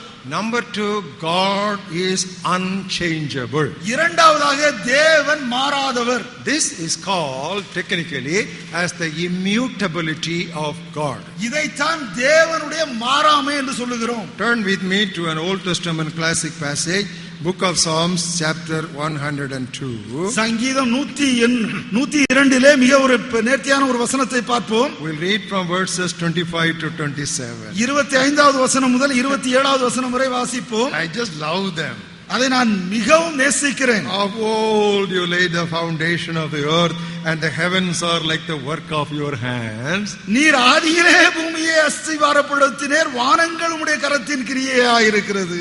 They will perish but you will endure. அவைகள் அழிந்து போகும், நீரோ நிலைத்திருப்பீர். Yes, all of them will grow old like a garment, like a cloak. You will change them and they will be changed. அவைகள் எல்லாம் வஸ்திரம் போல பழமையாய் போவும், அவைகளை ஒரு சால்வையை போல மாற்றுவீர், அப்பொழுது மாறிப்போம். But hallelujah, but you are the same and your years will have no end. நீரோ மாறாதவராய் இருக்கிறீர், உமது ஆண்டுகள் முடிந்து போவதில்லை. Oh beloved, how beautifully the Bible opens up God's character before us in simple language. வேதம் எவ்வளவு அழகாக நேர்த்தியாக நமக்கு இருக்கிற அந்த சத்தியத்தை எளிதான முறையிலே நமக்கு முன்பாக திறந்து காட்டுகிறது. Even Mount Himalayas will be rolled like a bed sheet and it will be thrown away by God.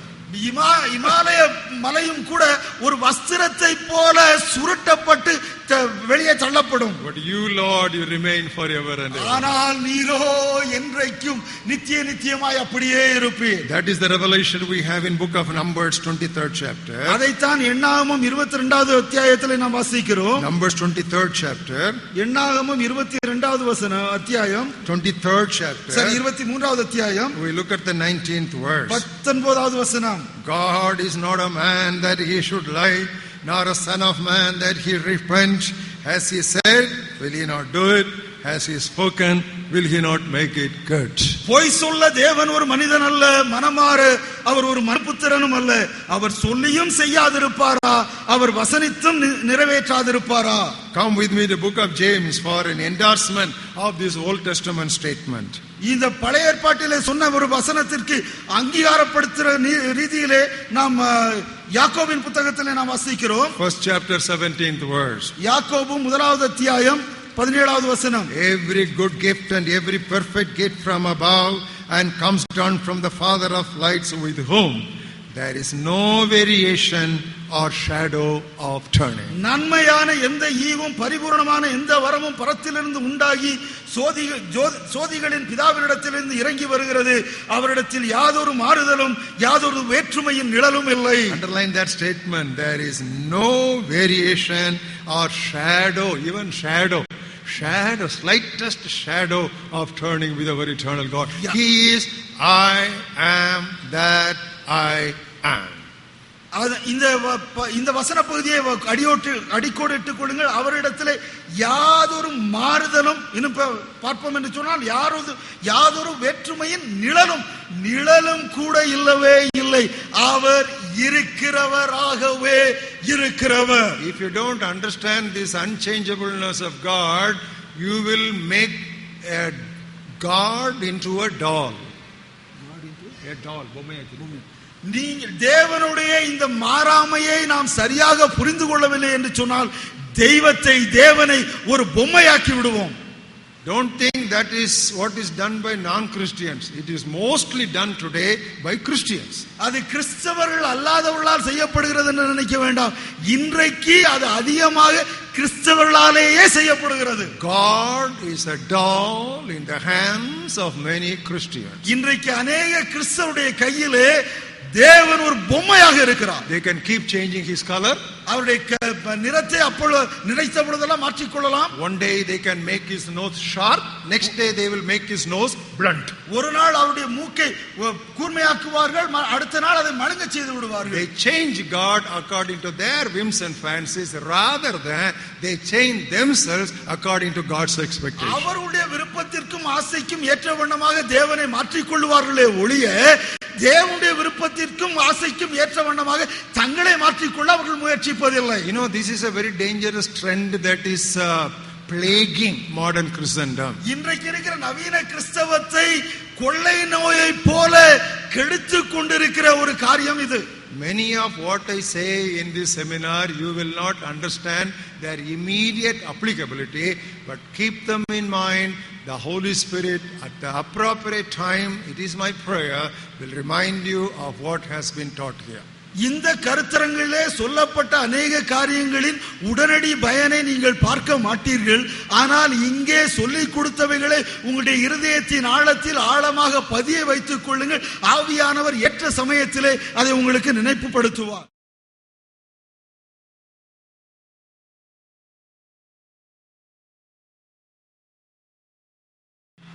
The doctrine of the church.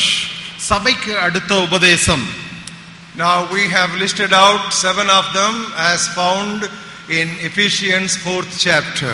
அதை எபேசியர் 4ஆம் அத்தியாயத்திலே 7 உபதேசங்களை நாம் பார்த்தோம். And we have rearranged them in a chronological or rather a logical sequence.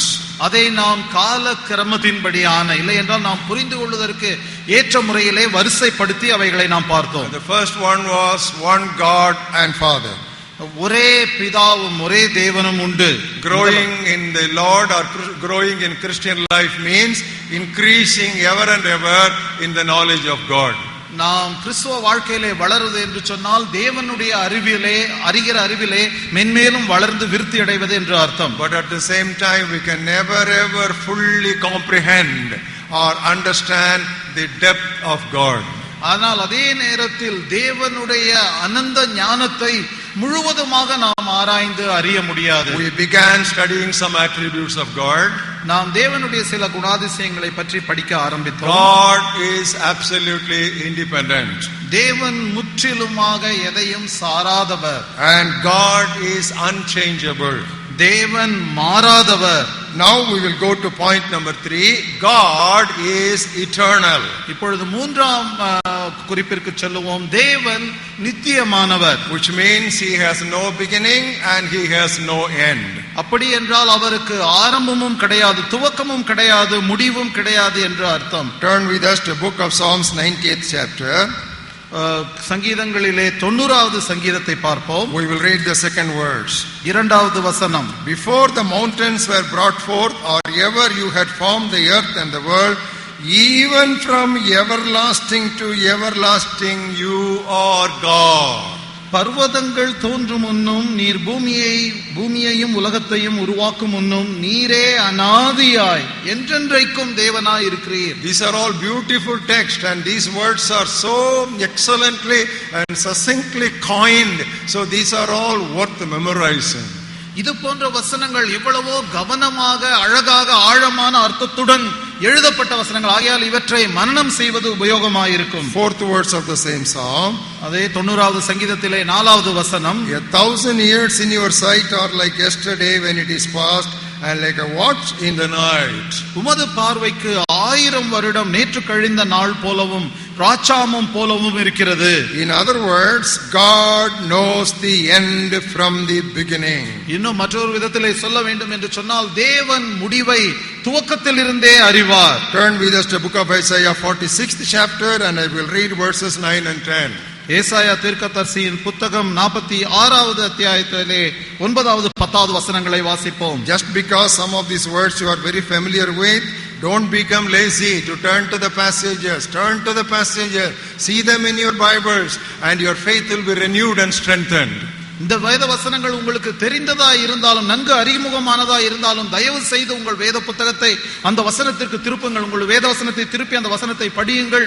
உங்களுடைய விசுவாசம் வளர்வதை திடப்படுத்துவதை உணர்வீர்கள். Remember the former things of old, for I am God and there is no other, and I am God, there is none like me. Declaring the end from the beginning. முந்தி பூர்வ காலத்திலே நடந்தவைகளை நினையுங்கள். நானே தேவன், வேறொருவரும் இல்லை. நானே தேவன், எனக்கு சமானம் இல்லை. பூர்வ காலம் ஆதி முதல் அறியப்படாதவைகளை, ஆதி முதற் கொண்டும் இன்னும் செய்யப்படாதவைகளை பூர்வ காலம் முதல் கொண்டும் அறிவிக்கிறேன். God declares the end from the beginning. ஆண்டவர் முடிவை துவக்கத்திலிருந்து அறிவிக்கிறவராயிருக்கிறார். Those of you who have had an opportunity to pray with me, this is one of my very favorite texts. Any situation, any program, any problem, any project, I always acknowledge before the Lord to start with, Lord, you know the end from the beginning. So Lord, guide us, lead us, equip us, prepare us. That's how I used to pray. என்னோடு கூட சேர்ந்து ஜெபிக்கிறவர்களுக்கு தெரியும், எனக்கு மிகவும் பிடித்தமான ஒரு வசனம் இந்த வசனம் தான். எந்த நிகழ்ச்சியா இருக்கட்டும், எந்த ஒரு ப்ராஜெக்டாக இருக்கட்டும், செய்ய வேண்டிய காரியங்களை முடிக்க வேண்டும் என்று சொன்னால் நான் தேவனுடைய சமூகத்திலே நான் இதை அறிக்கை செய்வேன். ஆண்டவரே, நீர் முடிவை துவக்கத்திலிருந்தே அறிவீர், ஆகையினால் எங்களுக்கு பலன் தாரும், ஞானம் தாரும், எங்களை பலப்படுத்தும் என்று சொல்லி கேட்பேன். Book of Deuteronomy 33rd chapter and verse 27. உபாகமம் புத்தகத்திலே 32வது அத்தியாயம் 33rd chapter 27th verse. 33வது அத்தியாயம் 27வது வசனம். The eternal God is your refuge, and underneath are the everlasting arms. அநாதி தேவனே உனக்கு அடைக்கலம், அவருடைய நித்திய புயங்கள் உனக்கு ஆதாரம். Sister Sara Navaroji, the Tamil Christian poetess, has given us a beautiful song, Anadi Devan Unadikalame. That song is full of this particular truth that we are studying now. தேவனுடைய ஊழியர் சாரா நவரோஜி அவர்கள் இந்த வசனத்தை கொண்டு அநாதி தேவன் உன் அடைக்கலமே, அவர் நித்திய புயங்கள் உனக்கு ஆதாரமே என்று சொல்லுகிற ஒரு அழகிய பாடலை தமிழ் கிறிஸ்தவ உலகிற்கு அளித்திருக்கிறார். 1 Timothy 1st chapter and 17th verse. 1 தீமோத்தேயு 1வது அத்தியாயம் 17வது வசனம். Now to the King eternal, immortal, invisible, to God who alone is wise, be honor and glory forever and ever. Amen. 1 தீமோத்தேயு 1:11 நித்தியமும் அழிவில்லாமையும் அதர்சனியுமுள்ள ராஜனுமாய் தாம் ஒருவரே ஞானமுள்ள தேவனுமாய் இருக்கிறவருக்கு கனமும் மகிமையும் சதா காலங்களிலும் உண்டாயிருப்பதாக. ஆமென். Beloved, studying theology or understanding of God leads us to a meaningful and acceptable worship. பிரியமானவர்களே, இறையியலை கற்றுக்கொள்வது, தேவனை குறித்த அறிவை அறிந்து கொள்ளுவது நம்மை ஒரு அர்த்தபூர்வமுள்ள ஆராதனைக்கு வழி நடத்தும். God is eternal. தேவன் நித்தியமானவர். The fourth truth that we are studying is God is omnipresent. நாம் படிக்கிற 4வது சத்தியம், தேவன் சர்வ வியாபகர். Turn with us to book of Jeremiah 23rd chapter. எரேமியா தீர்க்கதரிசியின் புத்தகம் 23வது அத்தியாயத்திற்கு திருப்புங்கள். We'll read verses 23 and 24. 23, 24வது வசனங்கள். Am I a God near at hand, says the Lord? Am not a God afar off? எரேமியா 23:23 நான் சமீபத்திற்கு மாத்திரமா தேவன், தூரத்திற்கும் தேவன் அல்லவா என்று கர்த்தர் சொல்லுகிறார். Can anyone hide himself in secret places? So I shall not see him, says the Lord. Don't I fill heaven and earth, says the Lord. யாவனாகிலும் தன்னை நான் காணக்கூடாதபடிக்கு மறைவிடங்களில் ஒளித்துக் கொள்ள கூடுமோ என்று கர்த்தர் சொல்லுகிறார். நான் வானத்தையும் பூமியையும் நிரப்புகிறவர் அல்லவோ என்று கர்த்தர் சொல்லுகிறார். So in order to pray for the salvation of Delhi, you don't need to go and pray in Delhi. You can pray from Dharmaburi. Delhi will be touched by the Lord. ஒருவேளை டெல்லியில் இருக்கிறவர்கள் ரட்சிக்கப்பட வேண்டும் என்று சொன்னால் நீங்கள் டெல்லிக்கு போய் ஜெபிக்க வேண்டிய அவசியம் இல்லை. தர்மபுரியில் இருந்து கொண்டே ஜெபித்தால் டெல்லியில் உள்ளவர்கள் தொடப்படுவார்கள். Because the Bible says, am I a God only for the near? Am I not a God afar off also? ஏனென்றால் தேவன் சொல்லுகிறார், நான் சமீபத்திற்கு மாத்திரமா தேவன், தூரத்திற்கும் தேவன் அல்லவோ. He cannot be contained in any space because God has no dimension. தேவனுக்கு எந்தவித பரிமாணமும் கிடையாது. ஆகையினாலே அவரை ஒரு இடத்தில் அடைத்து வைக்க முடியாது. And he cannot be localized also. அவரை ஒரு இடத்தில் இருத்தி வைக்க முடியாது. If only you can localize deity, you can say that place has got a sanctity. When you cannot localize deity, there is no sanctified place on the face of the earth today. ஒருவேளை நீங்கள் தெய்வத்தை ஒரு இடத்தில் இருத்தி வைக்க முடியும் என்று சொன்னால் இந்த இடம்தான் பரிசுத்த ஸ்தலம் என்று அதை குறிப்பிட்டு சொல்லலாம். ஆனால் நீங்கள் தேவனை அப்படி வைக்க முடியாததினாலே பூமியிலே எந்த இடத்தையும் பரிசுத்தமான இடம் என்று எதையும் சொல்ல முடியாது. Solomon understood it by the wisdom God gave him. தேவன் கொடுத்த ஞானத்தினாலே சாலமோன் ராஜா இதை புரிந்து கொண்டான். 1 Kings 8th chapter and verse 27. 1 ராஜாக்களின் புத்தகம் 8வது அத்தியாயம் 27வது வசனம். Will God indeed dwell on earth? Behold, heaven and the heaven of heavens cannot contain you. How much less this temple which I have built. 1 ராஜாக்கள் 8:27 தேவன் மெய்யாக பூமியிலே வாசம் பண்ணுவாரோ? இதோ வானங்களும் வானாதி வானங்களும் உம்மை கொள்ளாதே. நான் கட்டின இந்த ஆலயம் எம்மாத்திரம். Nobody can build a better temple or a prayer hall than Solomon. ஒரு சாலமோனை பார்க்கிலும் சிறந்ததான ஒரு ஜெப ஆலயத்தையோ கோயிலையோ யாராலும் கட்ட முடியாது. Even Solomon, he said, even heaven of heavens cannot contain God. Can this small temple, this structure can contain him? அப்படிப்பட்ட ஆலயத்தை கட்டின சாலமோனே இப்படி சொல்லுகிறார், வானங்களும் வானாதி வானங்களும் உம்மை கொள்ளக்கூடாதே, நான் கட்டின இந்த ஆலயம் எம்மாத்திரம். Book of Isaiah 66th chapter, the first 2 verses. ஏசாயா 66வது அத்தியாயம் முதல் 2 வசனங்கள். Heaven is my throne and earth is my footstool. Where is the house that you will build me? A challenge. Where is the place of my rest? தேவன் இப்படியாய் சவால் விடுக்கிறார். வானம் எனக்கு சிங்காசனம், பூமி எனக்கு பாதபடி, நீங்கள் எனக்கு கட்டும் ஆலயம் எப்படிப்பட்டது? நான் தங்கி இருக்கும் ஸ்தலம் எப்படிப்பட்டது? All these things my hands have made and all these things exist, says the Lord. But on this one will I look, on him who is poor and of a contrite spirit and who trembles at my word. என்னுடைய கரம் இவைகளை எல்லாம் சிருஷ்டித்ததினால் இவைகளெல்லாம் உண்டாயின என்று கர்த்தர் சொல்லுகிறார். ஆனாலும் சிறுமைப்பட்டு ஆவியில் நொறுங்குண்டு என் வசனத்துக்கு நடுங்குகிறவனையே நோக்கி பார்ப்பேன். God is omnipresent. தேவன் சர்வ வியாபகர். Then comes a question. அப்படி என்றால் நமக்கு ஒரு கேள்வி எழுகிறது. Is God in hell also? அப்படி என்றால் தேவன் நரகத்திலும் இருக்கிறாரா? He does not dwell there. அவர் நரகத்தில் வசிப்பதில்லை. But he can visit that place for judgment. ஆனால் நியாயம் தீர்க்கும்படியாய் அந்த இடத்தையும் தேவன் சந்திப்பார். Turn with us to book of Amos 9th chapter. Amos தீர்க்கதரிசியின் புத்தகம் 9வது அத்தியாயத்திற்கு வேதத்தை திருப்புங்கள். We'll read verses 2 and 3. 2-3வது வசனங்கள். Though they dig into hell, from there my hand shall take them. Amos 9:2 அவர்கள் பாதாள பரியந்தம் தோண்டி பதுங்கிக் கொண்டிருந்தாலும் என் கை அவ்விடத்திலிருந்து அவர்களை பிடித்துக் கொண்டு வரும். Though they climb up to heaven, from there I will bring them down.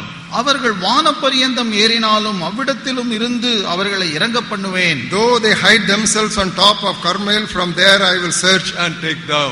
அவர்கள் கர்மேலின் கொடுமுடியிலே ஒளிந்து கொண்டாலும் அங்கே அவர்களை தேடி பிடிப்பேன். Though they hide me from sight at the bottom of the sea, from there I will command the serpent and it shall bite them. அவர்கள் சமுத்திரத்தின் ஆழத்திலே போய் என் கண்களுக்கு மறைந்து கொண்டாலும் அங்கே அவர்களை கடிக்க பாம்புகளுக்கு கட்டளையிடுவேன். God does not dwell in hell, தேவன் நரகத்திலே வசிப்பதில்லை. but he can visit hell if necessary in order to execute judgment.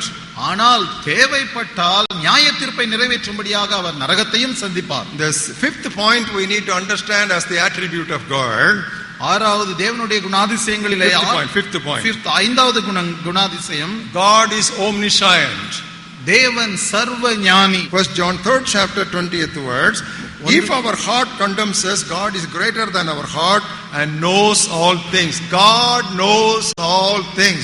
The omniscience of God. 1 யோவான் 3:20, நம்முடைய இருதயமே நம்மை குற்றவாளிகளாக தீர்க்குமானால் தேவன் நம்முடைய இருதயத்திலும் பெரியவராய் இருந்து சகலத்தையும் அறிந்திருக்கிறார். தேவன் சகலத்தையும் அறிந்தவர். தேவனுடைய சர்வ ஞானம். Book of Hebrews 4th chapter. எபிரேயருக்கு எழுதின நிருபம் 4வது அத்தியாயம். Look at the 13th verse. 13வது வசனத்தை பாருங்கள். There is no creature hidden from his sight. All things are naked and open to the eyes of him to whom we must give account. அவருடைய பார்வைக்கு மறைவான சிருஷ்டி ஒன்றுமில்லை. சகலமும் அவருடைய கண்களுக்கு முன்பாக நிர்வாணமாயும் வெளியரங்கமாயும் இருக்கிறது. அவருக்கே நாம் கணக்கு ஒப்புவிக்க வேண்டும். David understood this truth and he has given us a very illustrative, practical and personal application. தாவீது இந்த சத்தியத்தை, இந்த உண்மையை மிகவும் நன்றாக விளங்கிக் கொண்டார். அந்த உண்மையை தன்னுடைய வாழ்க்கையிலே நடைமுறையிலே எப்படி நடைமுறைப்படுத்தினார், அபியாசப்படுத்தினார் என்பதை எழுதி வைத்திருக்கிறார். All theology becomes our personal experience. That's the profit of studying theology. எல்லா இறையியலும் நம்முடைய தனிப்பட்ட வாழ்க்கையிலே வாழ்க்கை முறையாக பிரதிபலிக்க வேண்டும். இதுதான் இறையியல் படிப்பதின் பயன். Psalm 139, the first 4 verses, several of us know this by heart. சங்கீதம் 139 முதல் வசனங்கள், இது நம்மில் அநேகருக்கு மனப்பாடமாய் தெரியும். Oh Lord, you have searched me and known me. You know my sitting down, my rising up. You understand my thought afar off. You comprehend my path and my lying down, and are acquainted with all my ways. There is not a word in my tongue. Behold, Lord, you know it altogether. கர்த்தாவே, நீர் என்னை ஆராய்ந்து அறிந்திருக்கிறீர். என் உட்காருதலையும் என் எழுந்திருக்குதலையும் நீர் அறிந்திருக்கிறீர். என் நினைவுகளை தூரத்தில் இருந்து அறிகிறீர். நான் நடந்தாலும் படுத்திருந்தாலும் என்னை சூழ்ந்திருக்கிறீர். என் வழிகளெல்லாம் உமக்கு தெரியும். என் நாவில் சொல் பிறவாததற்கு முன்னே இதோ கர்த்தாவே, இதையெல்லாம் நீர் அறிந்திருக்கிறீர். You know, if you read the entire Psalm 139, you can give a title to that psalm like this. ஒருவேளை நீங்கள் 139வது சங்கீதம் முழுவதையும் படித்தால் அதனுடைய சாராம்சத்தை இப்படியாக சொல்லலாம். God knows. தேவன் அறிவார். God knows. That's the title we can give to this long psalm. தேவன் அறிவார் என்பதைத்தான் இந்த சங்கீதத்தின் தலைப்பாக நாம் கொடுக்க முடியும். That knowledge of David led him to a heart-searching prayer which we very often use. இந்த தேவனுடைய இந்த ஞானம் தான் தேவன் தாவீது தன்னுடைய இருதயத்தை தற்பரிசனை சொல்லும்படியாக நடத்தினது. அந்த ஜெபத்தை நாம் அதிகமாக உபயோகப்படுத்துகிறோம். It is climaxed in the last 2 verses, verses 23 and 24. 23, 24வது வசனங்கள். Search me, O God, and know my heart. Try me and know my thoughts. See if there is any wicked way in me, and lead me in the way everlasting. தேவனே, என்னை ஆராய்ந்து என் இருதயத்தை அறிந்து கொள்ளும். என்னை சோதித்து என் சிந்தனைகளை அறிந்து கொள்ளும். வேதனை உண்டாக்கும் வழி என்னிடத்தில் உண்டோ என்று பார்த்து நித்திய வழியிலே என்னை நடத்தும். Yes, beloved, the knowledge of each of the attributes of God will enrich our personal walk and our personal life. ஆமாம் பிரியமானவர்களே, தேவனுடைய இந்த ஒவ்வொரு குணாதிசயங்களை நாம் தியானித்து படித்து அபியாசிக்கும் பொழுது நம்முடைய தனிப்பட்ட வாழ்க்கையையும் நடைமுறையையும் அது அதிக வளமுள்ளதாக்குகிறது. Then there is a question. அப்பொழுது இன்னும் ஒரு கேள்வி. God knows everything. தேவனுக்கு தான் எல்லாம் தெரியுமே. But how does God say he will forget our sins? If somebody forgets our sins, then he cannot ever remember our sins. So he does not know that. ஒருவேளை அவர் உங்களுடைய பாவங்களை எல்லாம் மறந்து விட்டேன் என்று எப்படி சொல்ல முடியும்? ஒருவேளை அவர் மறந்து விட்டார் என்றால் அவருக்கு அதை பற்றி ஒன்றும் தெரியாது என்றுதானே அர்த்தம். Now how do we say that God forgets our sins? அப்படி இருக்க தேவன் நம்முடைய பாவங்களை மறந்து விடுகிறார் என்று எப்படி சொல்ல முடியும்? Turn with me to book of Isaiah, 43rd chapter. ஏசாயா தீர்க்கதரிசியின் புத்தகத்திலே 43வது அத்தியாயத்தை பாருங்கள். Look at the 25th word. These are all some crucial theological truths that I am presenting to you. 25வது வசனம். இதெல்லாம் நாம் கற்றுக்கொள்ள வேண்டிய முக்கியமான இறையியல் பாடங்கள். Even I am he who blots out your transgressions for my own sake, and I will not remember your sins. நானே உன் மீறுதல்களை என் நிமித்தமாகவே குலைத்து போடுகிறேன், உன் பாவங்களை நினையாமலும் இருப்பேன். What does it mean? அது இதனுடைய அர்த்தம் என்ன? It does not mean that God cannot remember our sins. தேவன் நம்முடைய பாவங்களை நினைவில் வைத்திருக்க முடியாது என்றல்ல. It only means that in our relationship with Him, He will not resurrect them again. அவர் நம்மோடு கொண்டிருக்கிற உறவிலே நம்முடைய பாவங்களை மீண்டும் நினைவுபடுத்திக் கொள்வதில்லை என்றுதான் அர்த்தம். But as far as man is concerned, ஆனால் மனிதனை பொறுத்தவரையில் you go and apologize to a person, that person will say, I forgive you. ஒருவேளை ஒரு நபரிடத்தில் போய் மன்னிப்பு கேட்டால் உன்னை மன்னிக்கிறேன் என்று சொல்லுவார். But he will not forget it. ஆனால் அதை மறக்கவே மாட்டார். At the next most opportune time, he will bring it to remembrance and he will quote it against you. எப்பொழுது நேரம் சரியான நேரம் கிடைக்கிறதோ அந்த நேரத்திலே அதை நினைவுபடுத்துவார், அதை சொல்லியும் காண்பிப்பார். That's not so with God. ஆனால் தேவனோடு அப்படி அல்ல. Once He forgives, ஒரு முறை அவர் மன்னித்து விட்டால் He will not resurrect it again to remind us or condemn us. நம்மை ஆக்கினைக்குள்ளாக தீர்ப்பதற்காக அவர் அந்த பாவத்தை திரும்பவும் நினைவுபடுத்தவே மாட்டார். That is the meaning of saying that God does not remember our sins any longer. தேவன் நம்முடைய பாவத்தை நீ ஒருபொழுதும் நினையார் என்று சொல்வதின் அர்த்தம் அதுதான். Now the sixth attribute of God is omnipotent. தேவனுடைய ஆறாவது குணாதிசயம், தேவன் சர்வ வல்லவர். Now there are so many references to the almightiness of God throughout the whole Bible. இந்த வேதாகமம் முழுவதிலும் தேவனுடைய சர்வ வல்லமையை குறிக்கின்ற अनेक வசன பகுதிகள் உண்டு. For example, Genesis 17:1, God spoke to Abraham, I am God Almighty. ஆதியாகமம் உதாரணத்திற்கு ஆதியாகமம் 17வது அத்தியாயம் 1வது வசனத்திலே தேவன் ஆபிரகாமோடு பேசும் பொழுது நான் சர்வ வல்லமையுள்ள தேவனாகிய கர்த்தர் என்று சொல்லுகிறார். And when God spoke to Jacob in 35th chapter of Genesis in the 11th verse, God said, I am God Almighty. ஆதியாகமம் 35 அத்தியாயம் 11வது வசனத்திலே யாக்கோபோடு பேசும் பொழுது அவர் நான் தேவனாய் சர்வ வல்லமையுள்ள தேவனாகிய கர்த்தர் என்று சொல்லுகிறார். Very recently, while I was browsing through my concordance, I came across a very interesting finding. இந்த முறை நான் சொல்ல அகராதியில வேத அகராதியிலே நான் பார்த்து கொண்டிருந்த பொழுது ஒரு சுவாரஸ்யமான ஒரு காரியத்தை கண்டுபிடித்தேன். The maximum number of reference to the almightiness of God in the whole Bible occurs in the book of Job. தேவனுடைய சர்வ வல்லமையை குறித்த அதிகமான குறிப்புகள் முழு வேதாகமத்திலேயே யோபின் புத்தகத்தில் தான் வருகிறது. The most mysterious book in the Bible is book of Job, we know that. நம் வேதாகமத்திலேயே நாம் புரிந்து கொள்ள முடியாத ரகசியமான ஒரு புத்தகம் யோபின் புத்தகம் தான். But that most mysterious book of Job will be better understood if we have the background of the almightiness of God, that God can do anything. If that character is kept at the background, the picture emerges beautifully. இந்த புரிந்து கொள்ள முடியாத ரகசியமான இந்த புத்தகத்தை புரிந்து கொள்ள வேண்டும் என்றால் தேவனுடைய சர்வ வல்லமையை நாம் மனதின் பின்னலையில் வைத்துக் கொள்ள வேண்டும்.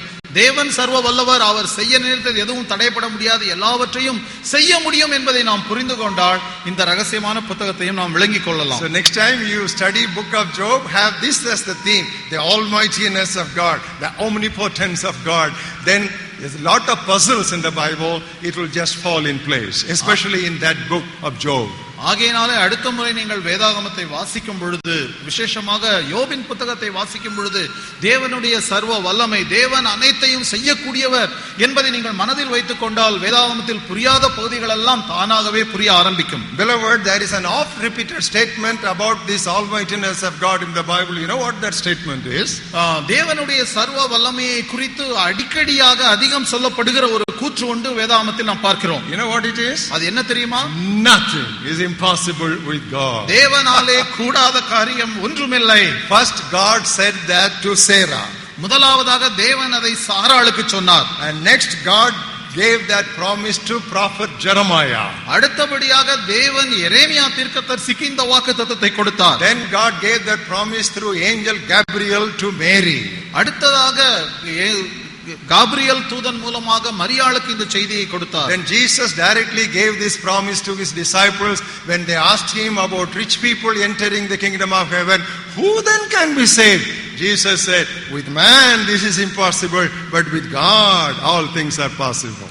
அடுத்தபடியாக ஐஸ்வரியவான் ரட்சிக்கப்படுவதை குறித்து சீடர்கள் இயேசு கிறிஸ்துவினிடத்திலே கேட்டார்கள், ரட்சிக்கப்படும், அப்படி என்றால் யார்தான் ரட்சிக்கப்படக்கூடும் என்று கேட்ட பொழுது இயேசு கிறிஸ்து தேவனாலே கூடாத காரியம் ஒன்றுமில்லை என்று சொல்லி வாக்குத்தத்தமாக சொன்னார். For each of these 4 instances, you leave some bracket, parenthesis against whatever I have said, and when you get back home, you take it as a home assignment, find out the references and you fill them up. நான் சொன்ன இந்த நிகழ்ச்சிகளை எல்லாம் நீங்கள் எழுதி கொண்டு ஒரு bracket போட்டு வைத்துக் கொள்ளுங்கள். நீங்கள் திரும்பி செல்லும் பொழுது இந்த பகுதிகள் எந்த வேத வசன பகுதியில் வருகிறது என்பதை வீட்டு பாடமாக வைத்து கண்டுபிடியுங்கள். So that itself will be a very encouraging and healthy exercise for you. இது உங்களை உற்சாகப்படுத்தக்கூடிய, ஆரோக்கியப்படுத்தக்கூடிய ஒரு எக்சர்சைஸ், நல்ல ஒரு பாடமாக அமையும். And now the 7th attribute of God is invisible. தேவனுடைய 7வது குணாதிசயம், தேவன் அதரிசனமானவர் அல்லது காணக்கூடாதவர். Now turn with us to John's Gospel, 1st chapter and 18th verse. யோவான் எழுதின நற்செய்தி நூலிலே 1வது அத்தியாயத்திலே 18வது வசனத்தை பாருங்கள். John 1:18. யோவான் 1:18. No one has seen God at any time. தேவனை ஒருவனும் ஒரு காலம் கண்டதில்லை. The only begotten Son who is in the bosom of the Father, he has declared him. பிதாவின் மடியில் இருக்கிற ஒரே பேரான குமாரனே அவரை வெளிப்படுத்தினார். 1 Timothy 1st chapter and 17th verse. 1 தீமோத்தேயு 1வது அத்தியாயம் 17வது வசனம். 1 Timothy 1 and verse 17. 1 தீமோத்தேயு 1:17. Now the King eternal, immortal, invisible. நித்தியமும் அழிவில்லாமையும் அதரிசனமுள்ள ராஜனுமாய் இருக்கிறவர். 1 Timothy 6th chapter and 16th verse. அதே 1 தீமோத்தேயு 6வது அத்தியாயம் 16வது வசனம். Who alone has immortality, dwelling in unapproachable light, whom no man has seen or can see. ஒருவராய் சாவாமையுள்ளவரும் சேரக்கூடாத ஒளியில் வாசம் பண்ணுகிறவரும் மனுஷரில் ஒருவனும் கண்டிராதவரும் காணக்கூடாதவருமாய் இருக்கிறவர். Now immediately after telling about that attribute of God, see how he goes into worship. He says, to him be honor, everlasting power. Amen. தேவனுடைய குணநலனை சொல்லி முடித்த அதே கணத்தில் பாருங்கள் அவர் எப்படி ஆராதனை செய்கிறார். அவருக்கே கனமும் நித்திய வல்லமையும் உண்டாயிருப்பதாக. ஆமென். That is why whatever we are now learning will be for our lifetime worship, meaningfully and acceptably. ஆகையினால் தான் நாம் இங்கு கற்றுக்கொள்ளுகிற காரியங்கள் எல்லாம் நம் வாழ்நாள் முழுவதும் தேவனை ஆராதிக்கும்படியாக, அவருக்கு உகந்ததான ஆராதனை நடத்தும்படியாக நம்மை நடத்த வேண்டும். 1 John 4th chapter and 12th verse. 1 யோவான் 4வது அத்தியாயம் 12வது வசனம். No one has seen God at any time. தேவனை ஒருவரும் ஒருபோதும் கண்டதில்லை. Now this is what teaching is. This is what teaching is. இதுதான் போதிப்பது என்பது. இதுதான் உபதேசம். இதுதான் உபதேசம்.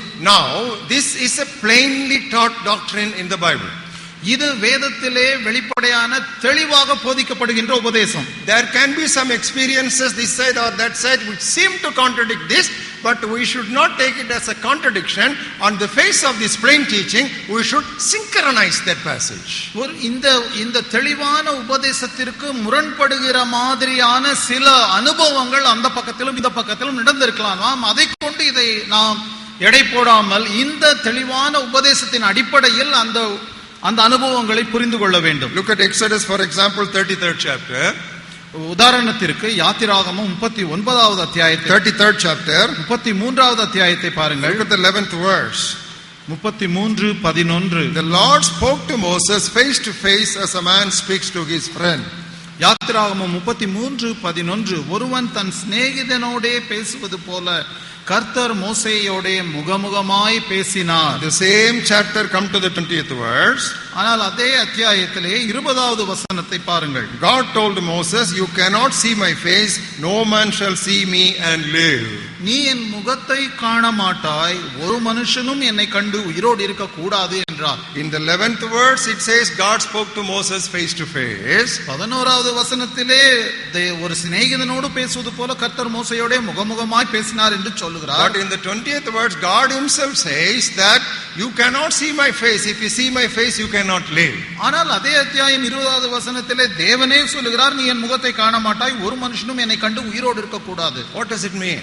இதன் அர்த்தம் என்ன? We should not go from experience to doctrine. We should test experience on the face of the doctrine. இதன் அர்த்தம் என்னவென்று சொன்னால் நாம் அனுபவத்தில் இருந்து ஒரு உபதேசத்தை கற்றுக்கொள்ள முடியாது. ஆனால் உபதேசத்தின் அடிப்படையில் தான் அனுபவத்தை சோதித்து பார்க்க வேண்டும். Even a biblical experience must be brought under the scrutiny of the clear teaching of the scriptures. வேதாகமத்தில் இருக்கக்கூடிய அனுபவங்களும் கூட வேதத்தில் தெளிவாக போதிக்கப்பட்டிருக்கிற உபதேசத்தின் கீழ்தான் வர வேண்டும். Yes, God never reveals or shows himself in his total essence to any human being. தேவன் தன்னுடைய முழு மகிமையையும் ஒரு மனிதருக்கும் ஒரு காலம் வெளிப்படுத்துவதில்லை. But he shows a little bit here and there through his created beings. ஆனால் தம்முடைய மகிமையினுடைய ஒரு சிறிய பாகத்தை தான் சிருஷ்டிப்பின் மூலமாய் வெளிப்படுத்தலாம். Jesus made it very clear. இயேசு கிறிஸ்து இதை தெளிவாக சொன்னார். God is a spirit. தேவன் ஆவியாய் இருக்கிறார். To whom did he say that? அதை யாருக்கு சொன்னார்? Jesus said it to the Samaritan woman. இதை சமாரிய ஸ்திரீக்கு ஆண்டவர் சொன்னார். When did he say that to Samaritan woman? அதை எப்பொழுது அந்த சமாரிய ஸ்திரீக்கு சொன்னார்? The Samaritan woman was talking about the place of worship. இந்த சமாரிய ஸ்திரீ ஒரு ஆராதனை செய்கிற இடத்தை குறித்து பேசினாள். She was talking about the sanctity of that mountain. அந்த மலையினுடைய தூய்மை பரிசுத்தத்தை குறித்து பேசினாள். And Jesus corrected her. அப்பொழுது இயேசு அவளை திருத்தினார். You cannot box or house the Lord God in a mountain. நீ தேவனாகிய கர்த்தரை ஒரு மலையிலே இருத்தி வைக்க முடியாது என்று சொன்னார். And Jesus said God is a spirit. அப்பொழுது அவர் சொன்னார் தேவன் ஆவியாய் இருக்கிறார். You cannot worship him ceremonially. நீ அவரை சடங்காச்சாரமாய் தொழுது கொள்ள முடியாது. He is a spirit, so you should worship him in spirit. அவர் ஆவியாய் இருக்கிறார், ஆகையால் நீ ஆவியோடு அவரை தொழுது கொள்ள வேண்டும். You know in what context Jesus brings that? When he was talking about that special places of worship, Jesus brought the truth. No, God has no dimension. You cannot house him. You cannot localize him. You cannot box him. He is a spirit. You must worship him in spirit. அந்த ஸ்திரீ தேவனை குறித்து ஒரு மலையிலே இருக்கிறார், அந்த மலையில் தான் தொழுது கொள்ள வேண்டும் என்று சொல்லும் பொழுது இயேசுவானவர் அந்த ஸ்திரீயை திருத்தி, நீ தேவனை ஒரு இடத்தில் அடைத்து வைக்க முடியாது, இருத்தி வைக்க முடியாது, அவர் இந்த மலையிலோ அந்த மலையிலோ இல்லை, அவர் ஆவியாய் இருக்கிறார், நீர் அவரை ஆவியோடு உண்மையோடும் தொழுது கொள்ள வேண்டும் என்று சொல்லுகிறார். That is why God is strictly against. Follow me carefully, those of us who are in India, we need to understand this truth once for and all thoroughly. பிரியமானவர்களே, ஆகையினாலே இப்பொழுது நான் சொல்ல போகிற சத்தியத்தை நன்கு கவனியுங்கள். அதிலும் இந்தியாவிலே இருக்கிற நாம் இந்த சத்தியத்தை முற்றும் முடிய இப்பொழுது அறிந்து கொள்ள வேண்டும். Why should we not have graven images? ஏன் நாம் கையினால் செய்யப்பட்ட விக்கிரகங்களை உண்டாக்க கூடாது? Because God is spirit. ஏனென்றால் தேவன் ஆவியாயிருக்கிறார். And God is a jealous God. நம்முடைய தேவன் வைராக்கியமுள்ள எரிச்சலுள்ள தேவனாய் இருக்கிறார். Turn with us to the book of Exodus 20th chapter. யாத்திராகமம் புத்தகத்திலே 20வது அத்தியாயத்திற்கு Read from verse 4 to 6. 4வது வசனத்திலிருந்து 6வது வசனம் வரைக்கும். You shall not make for yourself any carved image or any likeness of anything that is in heaven above, or that is in the earth beneath, or that is in the water under the earth. மேலே வானத்திலும் கீழே பூமியிலும் பூமியின் கீழ் தண்ணீரிலும் உண்டாயிருக்கிறவைகளுக்கு ஒப்பான ஒரு சொரூபத்தை ஆகிலும் யாதொரு விக்கிரகத்தை ஆகிலும் நீ உனக்கு உண்டாக்க வேண்டாம். நீ அவைகளை நமஸ்கரிக்க. You shall not bow down to them nor serve them. நீ அவைகளை நமஸ்கரிக்கவும் சேவிக்கவும் வேண்டாம். 3 things God says against graven images. இந்த கையினால் செய்யப்பட்ட விக்கிரகங்களை குறித்து 3 காரியங்களை தேவன் சொல்லுகிறார். Number 1, முதலாவதாக don't make them. அவைகளை நீ செய்ய வேண்டாம், உண்டாக்க வேண்டாம். Number 2, இரண்டாவதாக don't bow down before them. அவைகளை நீ நமஸ்கரிக்க வேண்டாம். Number 3, மூன்றாவது don't serve them, don't go after them. அவைகளை நீ சேவிக்க வேண்டாம், அவைகளின் பின்னாக போக வேண்டாம். Where does it begin? இது எங்கே ஆரம்பிக்கிறது? It does not begin with bowing before it. அதன் முன்பாக தாழ விழுந்து நமஸ்கரிக்கிறதிலே ஆரம்பிக்கவில்லை. Where does it begin? அது எங்கே ஆரம்பிக்கிறது? It begins in making. அதை உண்டாக்குவதில் தான் ஆரம்பிக்கிறது. Once you make it, you begin to revere it.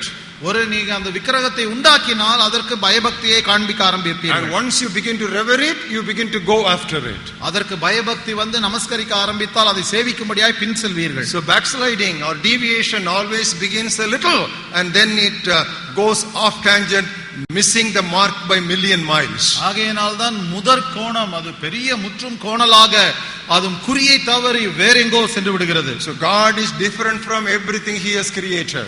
தேவன் தாம் உண்டு பண்ணின மற்ற எல்லா சிருஷ்டிப்பில் இருந்தும் மாறுபட்டவராய் இருக்கிறார். We have to evangelize our non-Christian friends and tell them about the true God.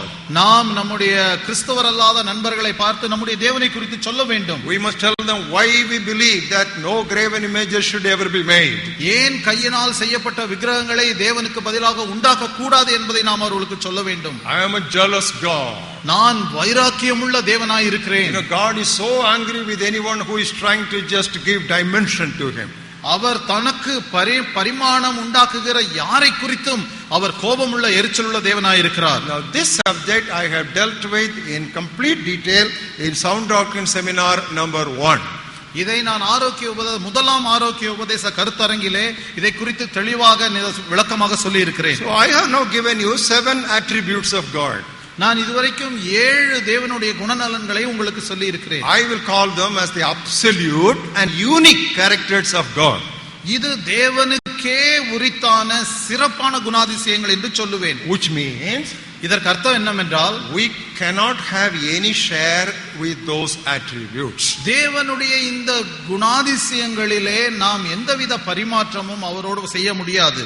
These are called incommunicable attributes of God. இது தேவனிடத்தில் இருந்து பகிர்ந்து கொள்ள முடியாத குணாதிசயங்கள் என்று சொல்லலாம். Understand that very carefully. இதை சரியாக புரிந்து கொள்ளுங்கள். These are incommunicable attributes of God. இது தேவனுடைய பகிர்ந்து கொள்ள முடியாத, பகிர்ந்து கொள்ள கூடாத குணாதிசயங்கள். That is exclusively God's prerogative. இது தேவனுக்கு மாத்திரமே உகந்ததான குணநலன்கள். He alone is eternal. அவர் மாத்திரம்தான் நித்தியமானவர். He alone is invisible. அவர் மாத்திரம்தான் அதரிசனமானவர். He alone is omniscient. அவர் மாத்திரம்தான் சர்வஞானி. Any day we cannot have a share with that. இதிலே எப்பொழுதாகிலும் எந்த நேரத்திலுமாக இதில் நாம் பகிர்ந்து கொள்ளவே முடியாது. But there are some moral attributes of God. ஆனால் சில ஒழுக்க குணநலன்கள் தேவனுக்கு உண்டு. And in those moral characters we can have some sharing. ஆனால் அந்த ஒழுக்க குணநலன்களிலே நமக்கும் சில பங்கு கிடைக்கும். Take for example, உதாரணத்திற்காக God is faithful. தேவன் உண்மையுள்ளவர். God is truthful. தேவன் நம்பகமானவர். And we can be faithful and we can be truthful. We must be faithful and we must be truthful. நாமும் உண்மையுள்ளவர்களாக இருக்கலாம், நம்பகமானவர்களாக இருக்கலாம், அப்படித்தான் இருக்கவும் வேண்டும். Now turn with us to book of John 17th chapter. யோவான் நற்செய்தி நூலிலே 17வது அத்தியாயம். Look at the 3rd verse. 3வது வசனத்தை பாருங்கள். What does Jesus tell about God the Father? இயேசு கிறிஸ்து பிதாவாகிய தேவனை குறித்து என்ன சொல்லுகிறார் பாருங்கள். This is life eternal, that they may know you, the only true God. ஒன்றான மெய்தேவனாகிய உம்மையும் நீர் அனுப்பினவராகிய இயேசு கிறிஸ்துவையும் அறிவதே நித்திய ஜீவன். The only true God. Jesus confesses it before his Father. இயேசு கிறிஸ்து பிதாவாகிய தேவனுக்கு முன்பாக இப்படி அறிக்கையிடுகிறார், ஒன்றான மெய்தேவனாகிய உம்மை. 2 Timothy 2nd chapter. 2வது தீமோத்தேயுக்கு எழுதின 2வது நிருபம் 2வது அத்தியாயம். Look at the 13th verse. 13வது வசனத்தை பாருங்கள். If we are faithless, he still remains faithful. He cannot deny himself. நாம் உண்மை இல்லாதவர்களாய் இருந்தாலும் அவர் உண்மையுள்ளவராய் இருக்கிறார். அவர் தம்மை தாம் மறுதலிக்க மாட்டார். What does it mean? அதற்கு அர்த்தம் என்ன? Perfectly, basically speaking, God wants us to be faithful like him. தேவன் தம்மை போலவே நாமும் உண்மையுள்ளவர்களாய் இருக்க வேண்டும் என்று அடிப்படையிலே விரும்புகிறார். If we become unfaithful, God is not going to change his faithfulness. ஆனால் நாம் உண்மை இல்லாதவர்களாய் மாறும் பட்சத்தில் தேவனுடைய உண்மை தன்மை மாறப்போவதிலே அவர் மாற்றிக்கொள்ள மாட்டார். Another moral attribute of God, number 2. மற்றொரு தேவனுடைய ஒழுக்க குணநலன், God is good. தேவன் நல்லவர். A beautiful sentence, and there are so many choruses composed with that theme. They all really mean so much to our hearts. தேவன் நல்லவர் என்கிற இந்த ஒரு கருத்தை கொண்டு அநேக குறும்பாடல்கள் எழுதப்பட்டிருக்கின்றன. There came one young man to the Lord Jesus Christ.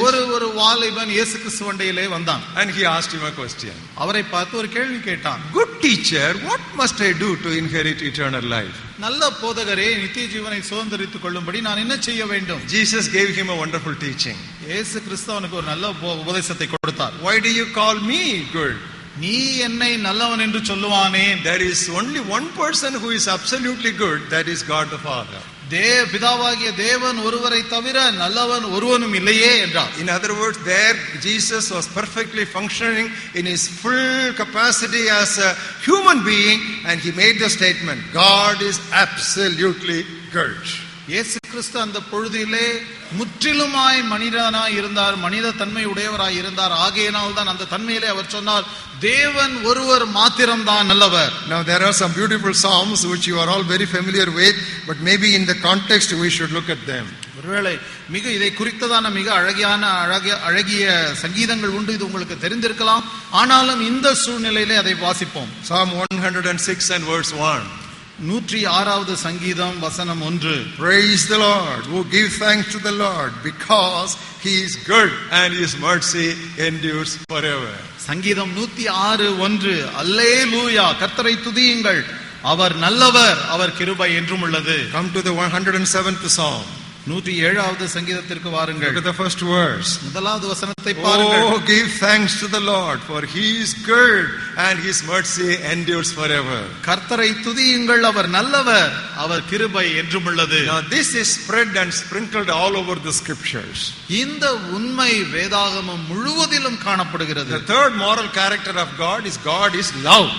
மூன்றாவது தேவனுடைய ஒழுக்க குணநலன், தேவன் அன்பாகவே இருக்கிறார். Turn with us to 1 John 4th chapter and 8th verse. 1 யோவான் 5வது அத்தியாயம். 1 John 4th chapter and 8th verse. 1 யோவான் 4வது அத்தியாயம் 8வது வசனம். It says God is love.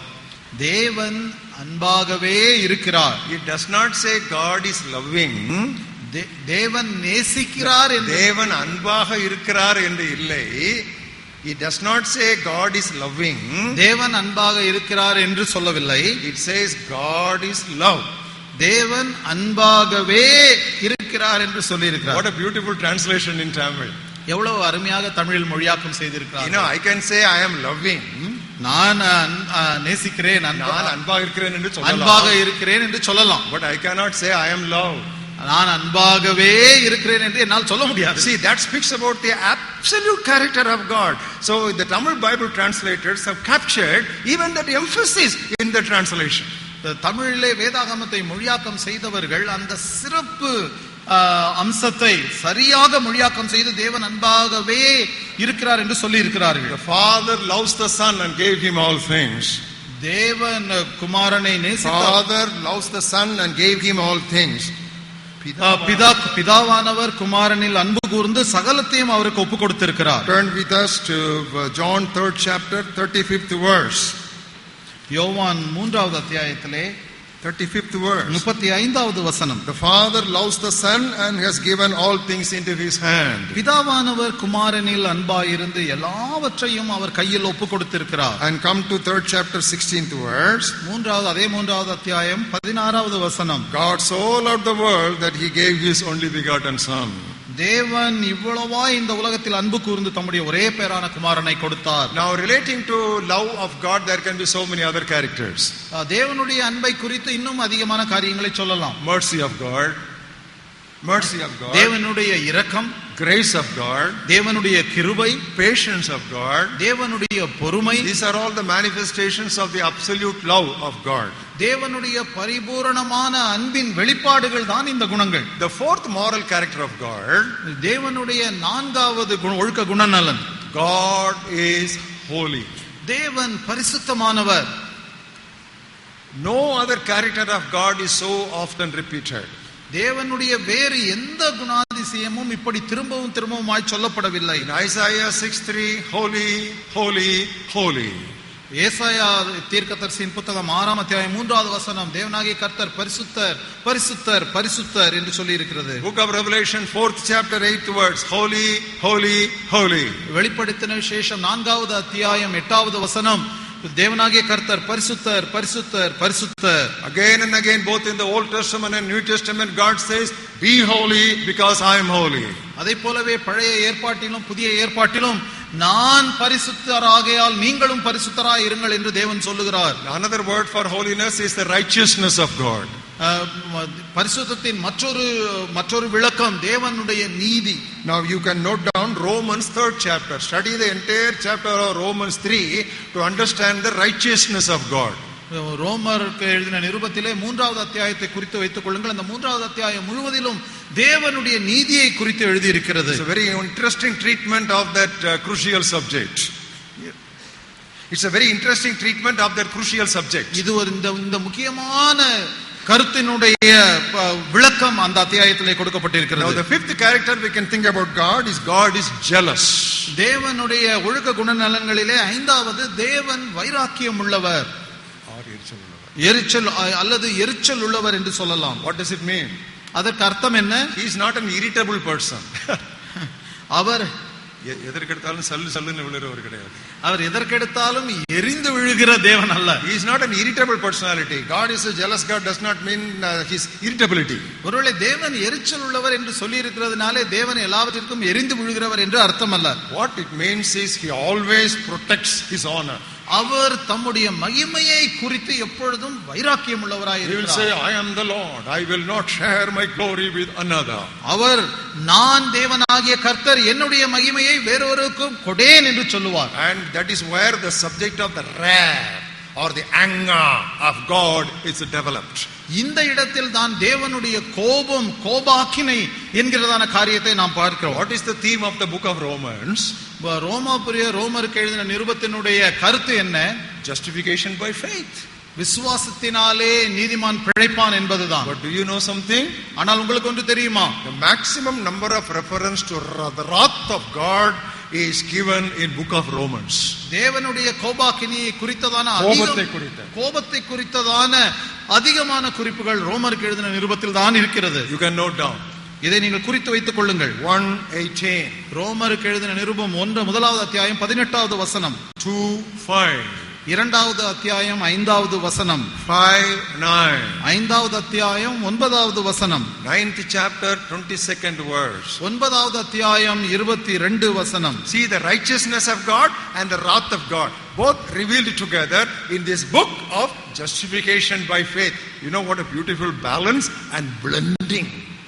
விசுவாசத்தினாலே நீதிமான் பிழைப்பான் என்று சொல்லுகிற இந்த புத்தகத்தில் தானே தேவனுடைய நீதியையும் தேவனுடைய கோபத்தையும் சரிசமமாக இணைத்து சொல்லப்பட்டிருக்கிறது. No, that's the way that apostle has been treating some of the vital theological subjects. இது போன்ற முக்கியமான இறையியல் தத்துவங்களை அப்போஸ்தலனாகிய பவுல் இவ்வளவு அருமையாக நமக்கு விளக்குகிறார். Now 5 characters are God's absolute characters which we cannot share.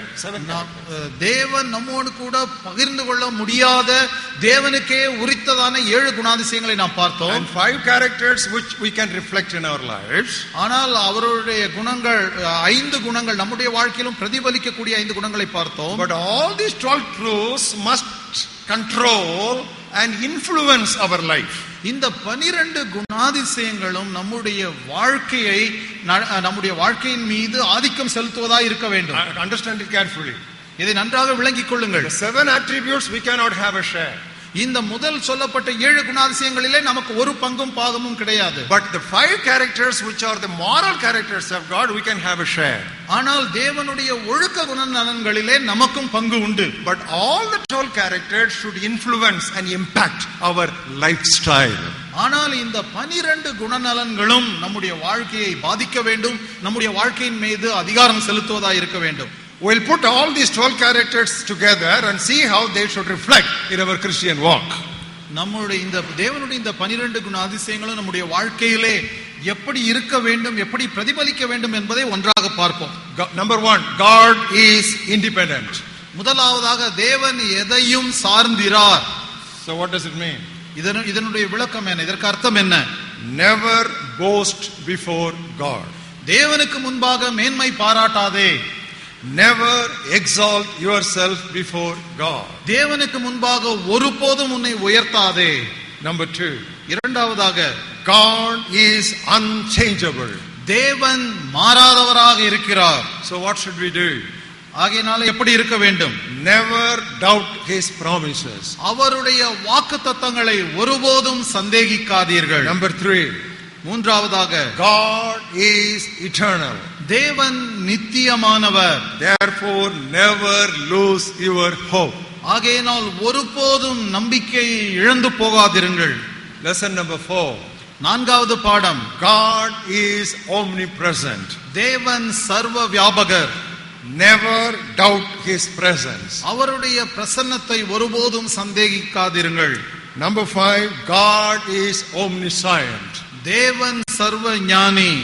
Never try to hide anything from him. அவரிடத்திலிருந்து எதையும் மறைத்து வைக்காதிருங்கள். God is omnipotent. தேவன் சர்வ வல்லவர். Therefore never limit his power. ஆகையினால் அவருடைய வல்லமையை மட்டுப்படுத்தாதீர்கள். Number 7, God is invisible. தேவன் அதரிசனமானவர். Therefore never make any graven image. ஆகையினாலே உங்களுக்கென்று யாதொரு விக்கிரகத்தையும் உண்டாக்காதீர்கள்.